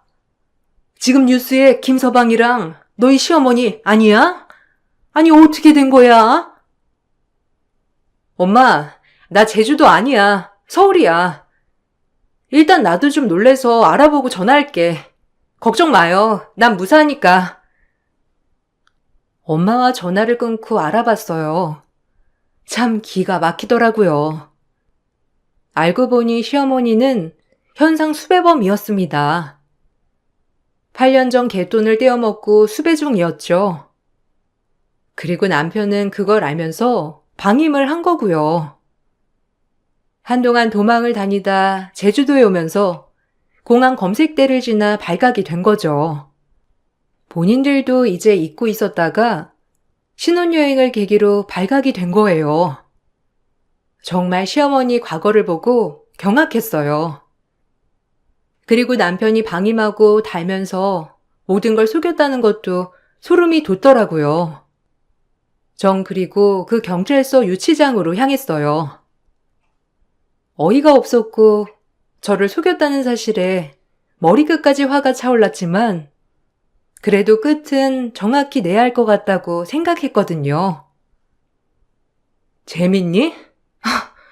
어떻게 현상 수배 중인 사람이 그렇게... 아니, 그리고 자기도 알면서 방임했어?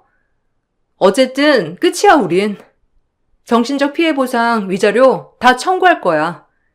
혼인신고는 안 했으니 상관없고. 사랑이 과해 결국 신혼여행까지 따라오더니 모든 게 탈로 났네, 그것 때문에. 꼴 좋다 해야 할지 어이없다고 해야 할지. 나 이대로 못 넘어가. 무조건 다 고소할 거야. 제발 너라도 그러지 마. 우리 엄마 불쌍하지도 않니? 여자 몸으로 오죽했으면 넌 그렇게 했겠어. 이해 좀 해주면 안 돼? 미화시키지 마. 여자 몸으로 혼자 키우느라 그랬다고? 세상 한부모 가정은 그럼 다 범죄 저지르고 산다는 거니? 정신머리가 썩어도 그렇지. 그 피해자들 생각 좀 해. 하여튼 넌 진짜 가만 안 둘 줄 알아. 아니 너네 엄마도 범죄자면서 다 속이고 나랑 결혼시킨 거잖아. 너 말 그렇게 할래? 범죄자라니? 돈 갚으려고 했어? 왜 이래? 갚으면 범죄자 아니야. 합의할 거라고. 말 조심해. 그리고 네가 내 사정을 알아? 내가 얼마나 고생을 했는데 네가 감히 그따위로 말을 해? 네가 감히 이 결혼을 엎어? 평생 그렇게 생각하며 그 세 가족 단란히 사셔요. 남한테 피해 끼치지 말고. 내가 돌았지. 아휴, 이런 개념 없는 무식한 콩가루 집안이랑 엮이려고 했다니. 아주 망신 개망신이다 정말. 거기서 반성 좀 해. 알겠어?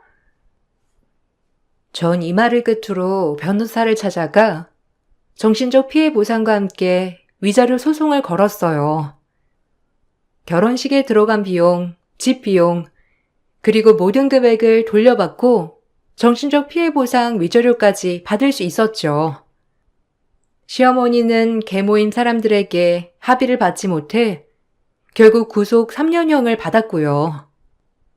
남자친구는 집행유예 2년을 받았습니다. 정말 경악을 금치 못했었죠.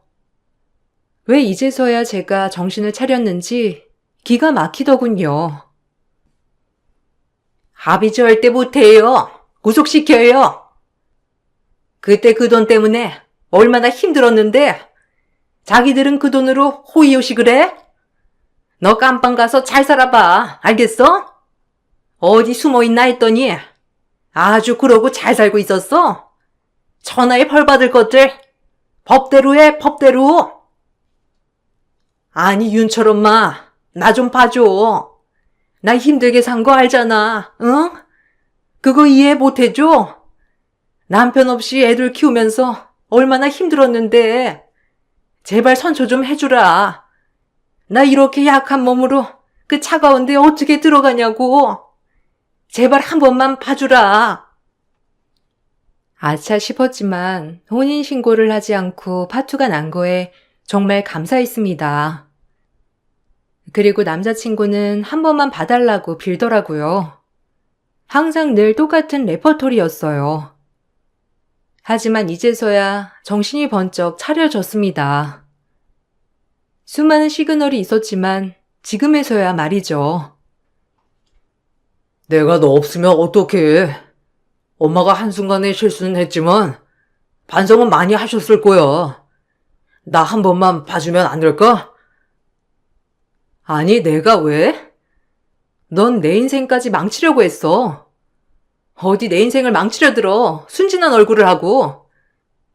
그냥 그렇게 너네 엄마랑 평생 살아. 안타깝고 고운 네 엄마 끼고 살라고. 괜한 여자 만나서 여자 신세 망치지 말고. 그리고 범법은 저지르지 말고. 알겠니? 한 번만 봐주라. 내가 진짜 평생 너한테 잘할게. 이렇게 내가 빌잖아. 결혼식까지 했는데 어떻게 도로 물으냐고. 그러니까 나한테는 기회인 거지. 인성 쓰레기 떨칠 수 있는 기회. 정말 모전자전이라고. 너네 엄마가 널 그렇게 키웠겠지. 새 식구 잘 살아라. 양의 탈을 쓰고 뒤에선 호박 실을까? 아우 정 떨어져 진짜. 너 같은 거랑 악력 끼길 천만 다행이다. 다신 연락하지 마. 알겠어? 상희야 제발.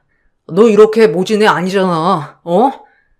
엄마도 이렇게 된 마당에 내가 누굴 의지하며 사냐고. 이러지 마. 너네 엄마 나오잖아. 몇 년 뒤에 그때 또 의지해. 넌 다른 여자 말고 너네 엄마만 있으면 되는 놈이니까. 알겠니? 내 눈앞에 나타나지 마. 전 그 길로 모든 걸 끝을 냈고 위자료와 피해 보상 금액을 받았어요. 모든 게 돈으로 보상되진 않았지만 그래도 하마터면 저런 인간과 결혼 생활을 할 뻔한 상태에서 지금 이렇게 마무리된 게 정말 다행이다 싶더라고요. 친정 부모님은 이번 기회에 많이 배웠다고 하더라고요. 저 역시 마찬가지고요. 남자친구는 집행유예를 받았기 때문에 회사에서는 권고사직을 당했고 전 이직을 했어요. 아무래도 같은 회사에서 말 나오는 게 싫었거든요. 그래도 이직한 회사가 조금 더 연봉도 높고 오히려 직급이 올라갔기 때문에 괜찮은 기회라고 생각했어요. 앞으로 좋은 일만 있을 거라서 그런지 남자친구와 끝을 내자 모든 게 술술 풀리더라고요. 남자친구는 그 이후에도 계속 찾아오고 연락이 왔지만 경찰에 접근금지 신청을 하니 더 이상 연락은 없더라고요. 철없는 시어머니와 마마보이 남자친구.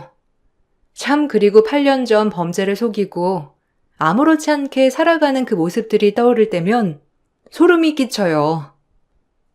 그동안 어머님이 숨어 다녔을 생각에도 진저리가 처지고요. 그리고 사람은 망각의 동물이라는 걸 다시 한번 깨달았어요. 8년 전 본인이 한 일을 잊고 제주도를 올 생각을 하다니 참 무식하다는 생각도 들더라고요. 다행히 검색대에서 걸렸지만 말이에요. 전 마음의 상처는 받았지만 오히려 이런 계기로 돌다리도 두드려보고 건너자라는 교훈을 되새겼어요. 사람은 평생을 배운다고 하듯 이번 일을 계기로 많이 배운 것 같습니다. 이 글을 보시고 혹시라도 저 같은 일을 겪으신 분께 말씀드리고 싶어요. 결혼식까지 했지만 제 인생을 낭비하는 것보다 괜찮아요. 그리고 아니다 싶으면 없는 게 맞는다고 말씀드리고 싶어요. 여러분, 긴 글 읽어주셔서 감사합니다. 안녕하세요. 저는 최근에 이혼장 날리고 남편과 갈라서게 된 30대 후반 여자입니다. 확실히 믿었던 사람에게 받은 상처는 그만큼 오래 가는 것 같아요. 남편과 부부 생활을 이어간 지 5년 차가 넘어가면서 그래도 제가 믿고 사랑했던 사람이었는데 결정적일 때만큼은 누구보다 제 편에 서서 얘기해 줄 거라 확신하고 있었어요. 하지만 평생을 함께할 사람이라고 생각했던 남편이 뱉은 한마디는 모든 걸 산산조각나게 만들어 버렸습니다. 몇 달 전에 정신적으로 저에게 많은 버팀목이 되어주셨던 엄마가 건강상 문제로 세상을 떠나셨어요. 제가 태어나자마자 아빠를 잃은 것도 마음이 아픈데 엄마마저도 곁을 떠나시니 그 충격은 너무 크게 다가왔었죠. 아빠는 일을 하시다가 엄마 출산 소식에 제 얼굴을 보려고 급하게 오시던 도중 사고로 제 얼굴도 못 보시고 세상을 떠나셨다는 말을 들은 적이 있었어요.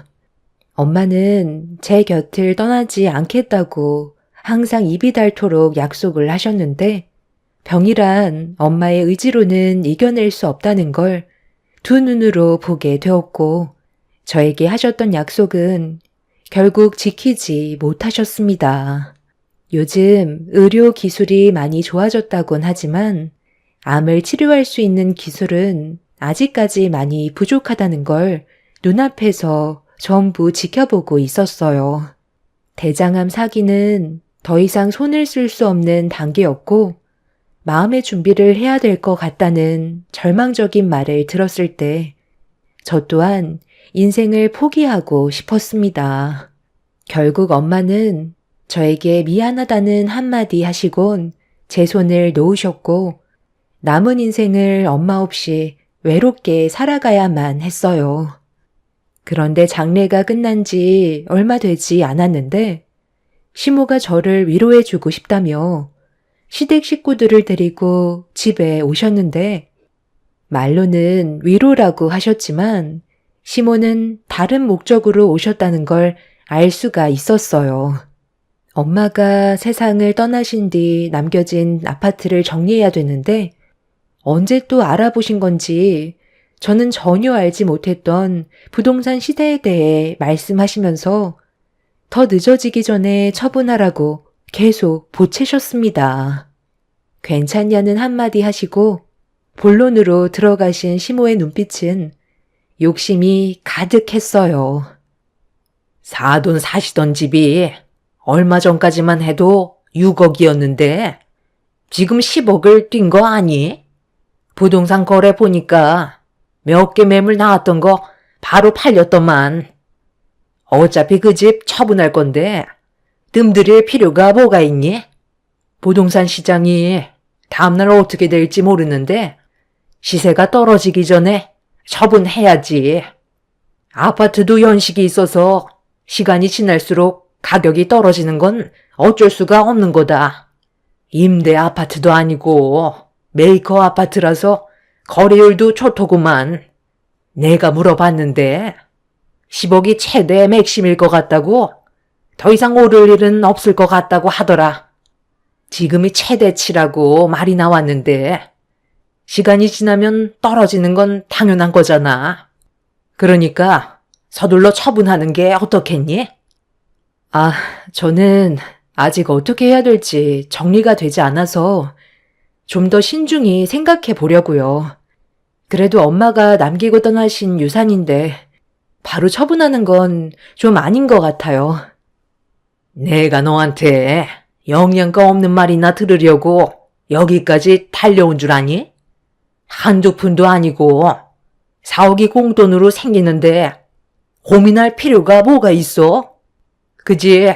서둘러 처분하고 4억은 내 통장에 넣어주면 딱 좋을 것 같아서 하는 얘기다. 이런 말을 내 입으로 꼭 해야 되겠니? 네가 먼저 노후자금으로 사용하라고 알아서 넣어주면 얼마나 좋아. 아파트 시세 떨어지기 전에 서둘러 처분하고 내가 말한 대로 해주면 딱 좋을 것 같다. 같이 먹고 살아야 좋지 않겠어? 말로는 저를 위로해 주신다고 오셨지만 어머님 목적은 저희 엄마 아파트 처분 때문에 오신 거였네요. 4억의 시세 차익이 발생하니까 그 돈으로 노후 자금을 마련하고 싶으셨던 거였어요. 좀 전에 말씀드렸지만 아직까지 처분할 마음 없으니까 더 하실 말씀 없으시면 그만 나가주셨으면 좋겠어요. 엄마, 제가 뭐라고 그랬어요. 안 된다고 했잖아요. 저희가 말만 가족이지. 결국 돈 얘기 나오면 등 돌리게 되어 있다니까요. 에휴, 그만 포기하세요. 내가 그동안 너한테 얼마나 잘했는데 공돈으로 생기게 될 4억 그거 노후자금으로 좀 쓰고 싶어서 어렵게 말을 꺼냈으면 심의 입장도 생각을 해줘야지. 얼굴 표정 하나 안 바뀌고 어떻게 싫다고 딱 잘라 말을 할 수가 있어?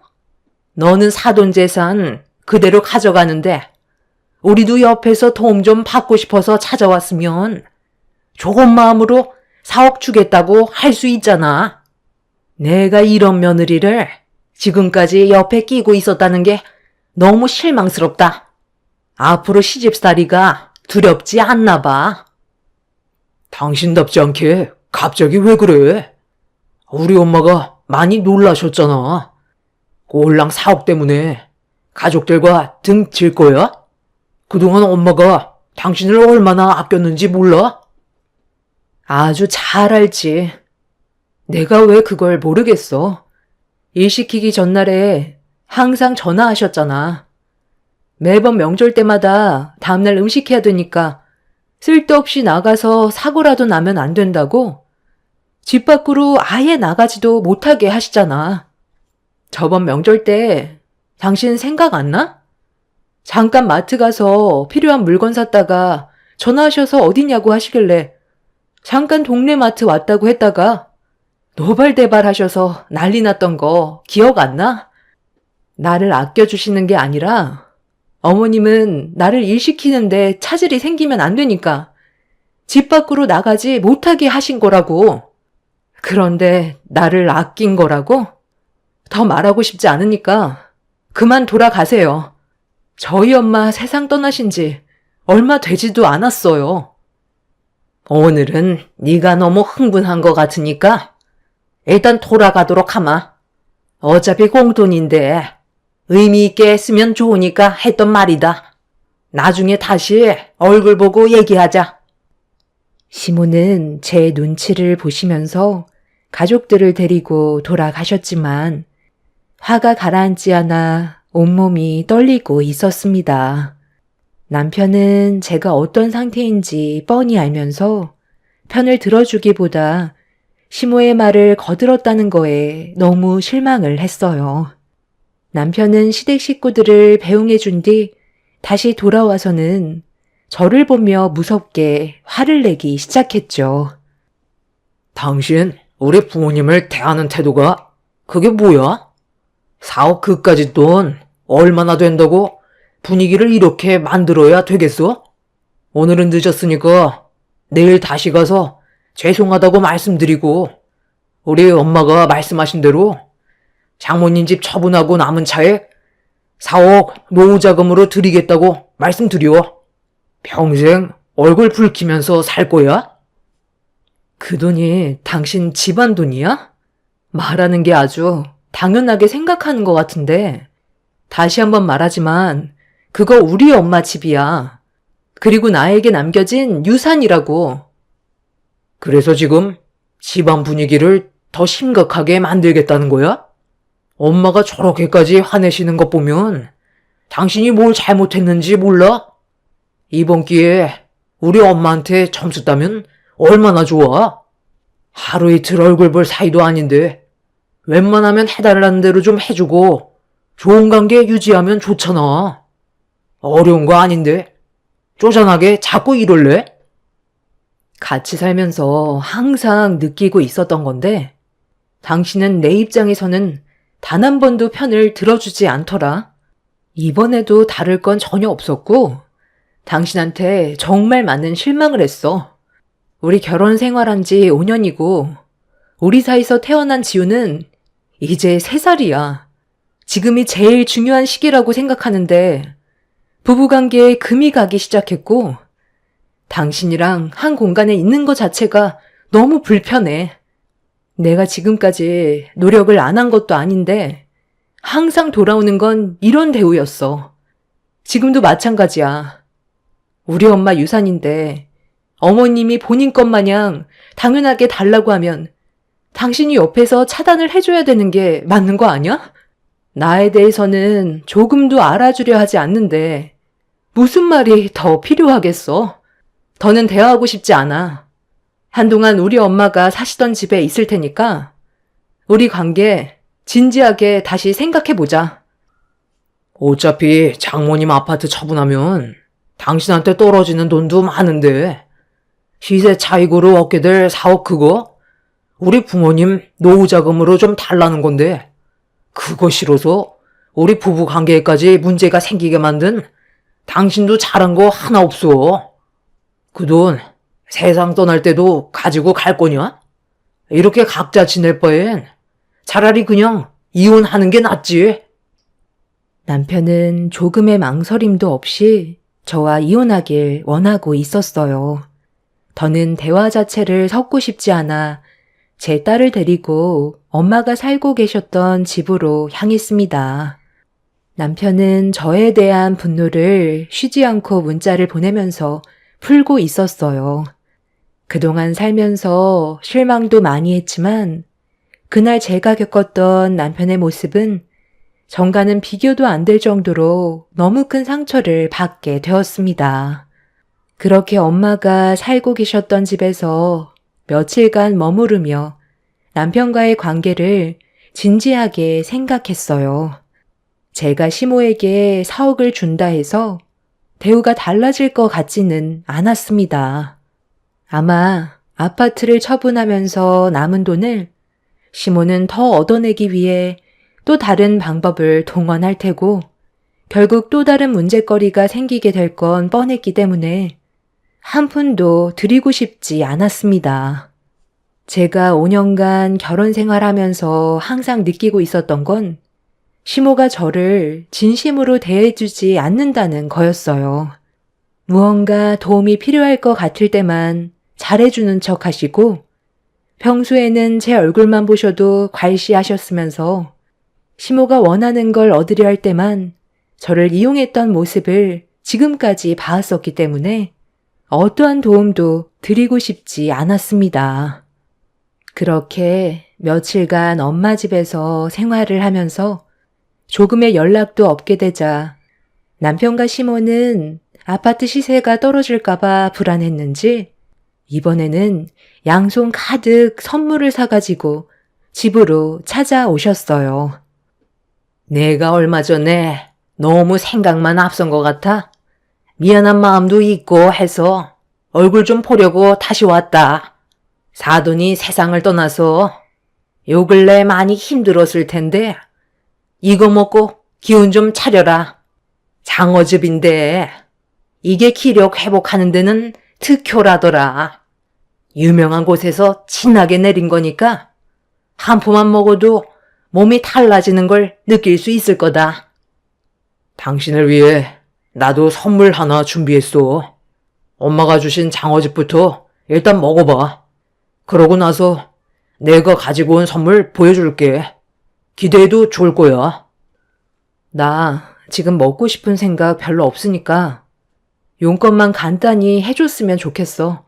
갑자기 이러는 거 더 부담스럽고 적응 안 돼. 그래, 알았어. 그럼 지금 보여줄게. 이거 봐봐. 엄청 귀엽지? 우리 둘째 가지는 거 어때? 하나는 외롭다고. 둘째도 가지길 원했었잖아. 내 입장은 하나라도 잘 키우자는 거였지만 당신이 원하는 대로 둘째 계획도 세울 테니까 그만 기분 풀고 집으로 돌아가자. 언제까지 여기서 지낼 건데? 계속 이렇게 지낼 건 아니지? 우리 관계에 문제가 생겼는데 둘째가 무슨 소용이야? 지금은 지유 하나 키우는 것도 얼마나 힘든 줄 알아? 당신이 육아에는 손가락 하나 까딱하지 않는데 둘째까지 나오면 내가 살아남을 수 있을 것 같아? 둘째를 가지자고 했던 건 지유 낳고 1년 뒤였어. 그때까지만 해도 당신이 이 정도는 아니었는데 지금은 예전의 모습을 찾아볼 수 없을 정도로 완전히 다른 사람이 되어버렸는데 굳이 둘째까지 가질 필요는 없을 것 같더라고. 그래서 지금까지 아무 말도 안 하고 있었던 거야. 앞으로 우리와 함께 지내는 동안 얼굴 붉힐 일이 없다는 건 말이 안 되지만 그래도 서로 이해하고 조금이라도 신경 써준다면 분명 좋은 관계를 유지할 수 있을 거다. 네가 잠깐 주춤하고 있는 동안 벌써 부동산 시세가 1,000만 원이나 떨어진 거 아니? 서둘러 처분하지 않으면 앞으로 계속 떨어지게 될 거다. 오죽했으면 내가 너한테 장어집까지 내려서 찾아왔겠니? 내 아들이 베네 쪼고리까지 사와서 네가 원하는 아이까지 가지겠다는 말까지 했겠냐고. 앞으로 더 떨어질 게 눈에 보이는데 분위기 탔을 때 빨리 처분하고 빠지는 게 제일 좋은 방법이다. 굴러 들어온 돈을 왜 다 걷어 차려 하는 건데? 이 집은 제가 어렸을 적부터 엄마와 함께 있던 공간이었으니까요. 정말 많은 추억이 담겨 있는 곳을 처분하면 이 집에 다시 들어오고 싶어도 올 수가 없잖아요. 아무리 돈도 중요하지만 저는 엄마와 함께 있던 세월의 흔적을 더 중요하게 생각해요. 그래서 지금 당장 이 집 처분하고 싶지 않아요. 아니, 왜 이렇게 앞뒤가 꽉 막혔어?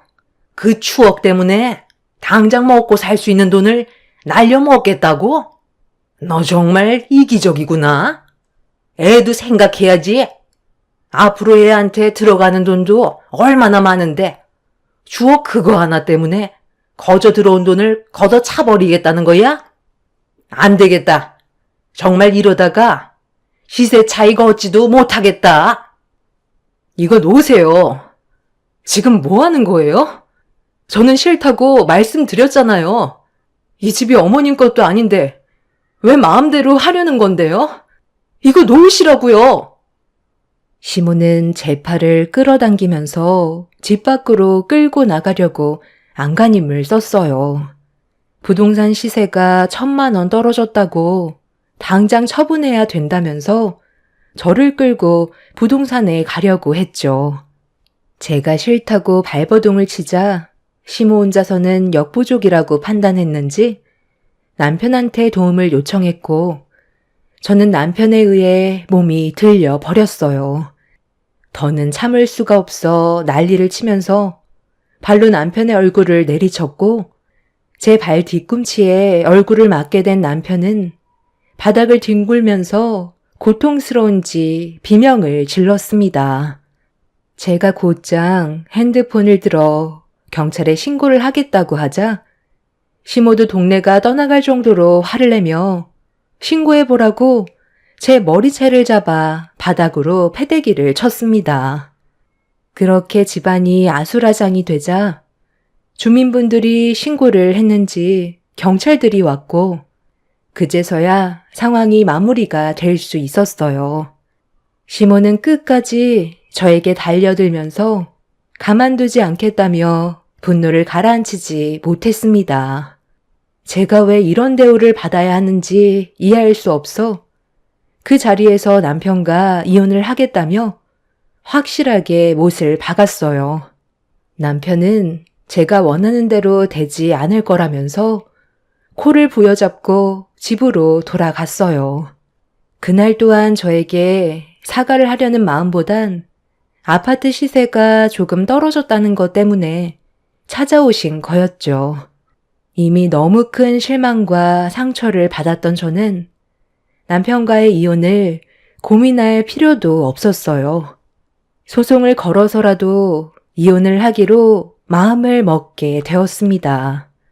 그래서 이혼 서류를 준비한 뒤에 집으로 돌아가 남편한테 이혼 통보를 하려고 현관문 손잡이를 잡으려는 순간 충격적인 말을 듣게 되었고 온몸이 떨려왔어요. 문을 완전하게 닫지 않아 틈 사이로 들리던 대화 소리는 상상 이상으로 저에게 상처를 안겨 주었네요. 이러다 아파트 시세가 계속 떨어져서 제대로 된 수익도 받지 못할까봐 내 속이 요즘 말이 아니다. 올랐을 때 처분해야지. 걔는 왜 이렇게 애가 답답한 거니? 그러니까요. 저도 요즘 느끼는 건데 제가 왜 저런 여자랑 결혼을 했는지 모르겠어요. 좋게 얘기하면 알아먹어야지. 그깟 추억이 뭐라고 사람을 이렇게까지 힘들게 하는지 모르겠어요. 그냥 제가 가서 확 엎어버릴까요? 지우 엄마가 이혼을 결심한 것 같은데 장모님 집은 저희 공동재산에 포함이 안 되어 있기 때문에 분할 같은 건 안 되거든요. 그래서 저희가 가진 걸로 분해를 해야 돼서 결국 손해는 저만 보게 된다고요. 다른 좋은 방법 없을까요? 왜 없어? 형은 나보다 몇 년이나 더 살았으면서 아직까지도 어떻게 해야 할지 몰라? 이래서 장남 역할 할 수 있겠어? 우리 가족 먹여 살리려면 결정적일 때 움직여야 된다고. 어차피 형수님, 이제 남은 가족은 한 명도 없잖아? 친척도 없는데 누가 형수님을 찾겠어? 내 말 무슨 뜻인지 아직도 이해 못해? 형이 형수를 처리하라는 말이잖아. 우리 집안을 위해 그 정도는 할 수가 있잖아. 어차피 형수한테 돈 한 푼 받지 못할 거면 사람을 시키든 아니면 형이 조용히 처리하면 되는 거라고. 오늘 이 자리에서 나눈 대화는 평생 무덤까지 가져가면 되는 거니까 걱정하지 말고. 형수가 세상 떠나면 우리 가족한테 떨어지는 돈이 10억이 되는 건데 그걸 생각해야지. 원래 계획이 형수가 아파트 처분하면서 시세 차익으로 생긴 4억을 나 결혼할 때 신혼집 마련해 주려고 했던 거였잖아. 그런데 대놓고 신혼집 하나 해주려 한다면 주지 않을까봐 우리 부모님 노후자금이라고 조금은 불쌍한 척해서 설득시키려 했는데 씨알도 안 먹혀서 결국 여기까지 온 거면 형도 어느 정도는 책임이 있는 거지. 그러니까 내 말대로 형수님 처리해. 그리고 형도 다른 여자 만나서 새 출발하는 거야. 어때? 좋은 생각이지?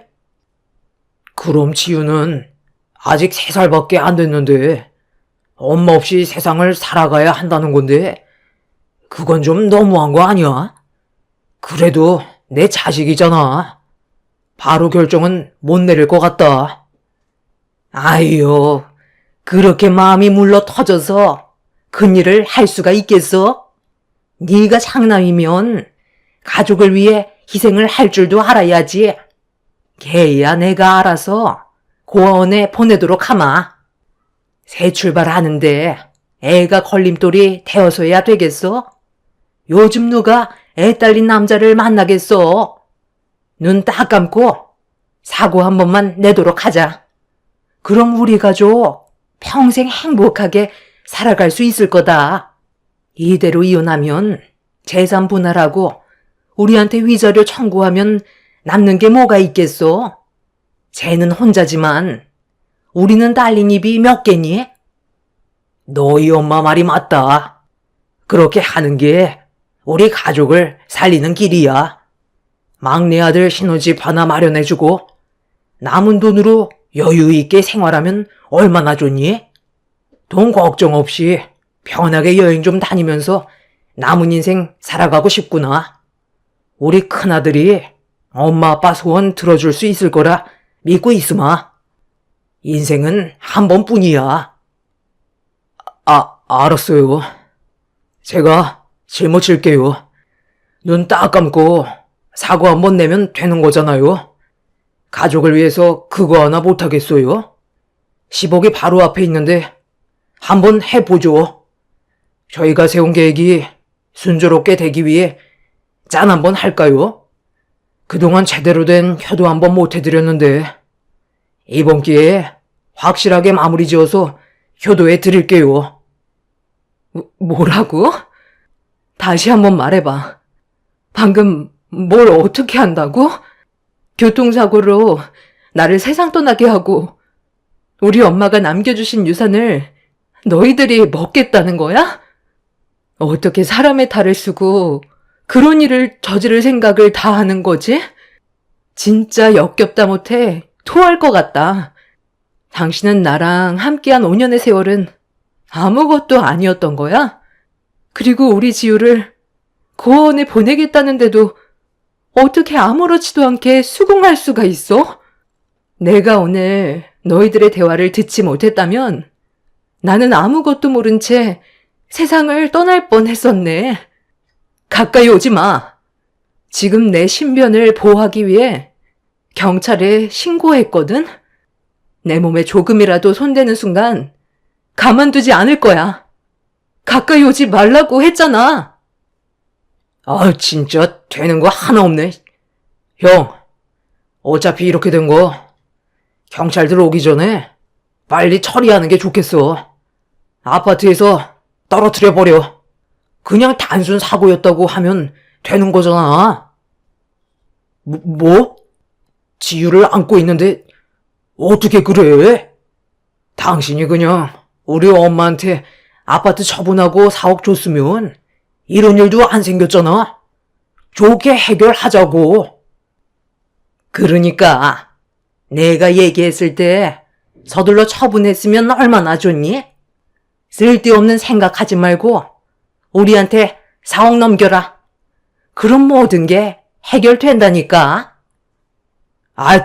형, 뭐하고 있어? 이러다 경찰 오면 우리만 더 불리해진다고. 그냥 눈 한번 딱 감고 밀면 끝인 거라고. 우리 가족을 생각해. 형은 우리 집안 가장이잖아. 가까이 오지 말라고 했잖아. 당신 정말 미쳤어? 내 품에 지우를 안고 있는 거 안 보여? 정말 날 여기서 밀어낼 생각인 거야? 돈 때문에 인생을 망칠 거냐고! 남편은 이미 이성을 잃었는지 제 말은 귀에 들어가지 않았어요. 저에게 천천히 걸어오던 남편은 저를 밀어붙이기 시작했고, 복도식 아파트 특성상 비명을 지르면 옆집 분들이 도움을 주실 거라 생각해 동네가 떠나갈 정도로 도와달라며 소리를 질렀습니다. 남편은 흥분해서 제 품에 안겨있던 아이와 저를 강하게 들어 올리려 했어요. 안간힘을 쓰자 남편 혼자서 역부족이라고 판단했는지 시동생에게 도움을 요청했고, 제가 몸이 들려서 아이와 함께 난간에 들어 올려지는 순간 주민분들이 달려와 남편과 시동생을 제압했고, 뒤이어 경찰들이 남편과 시동생을 연행했습니다.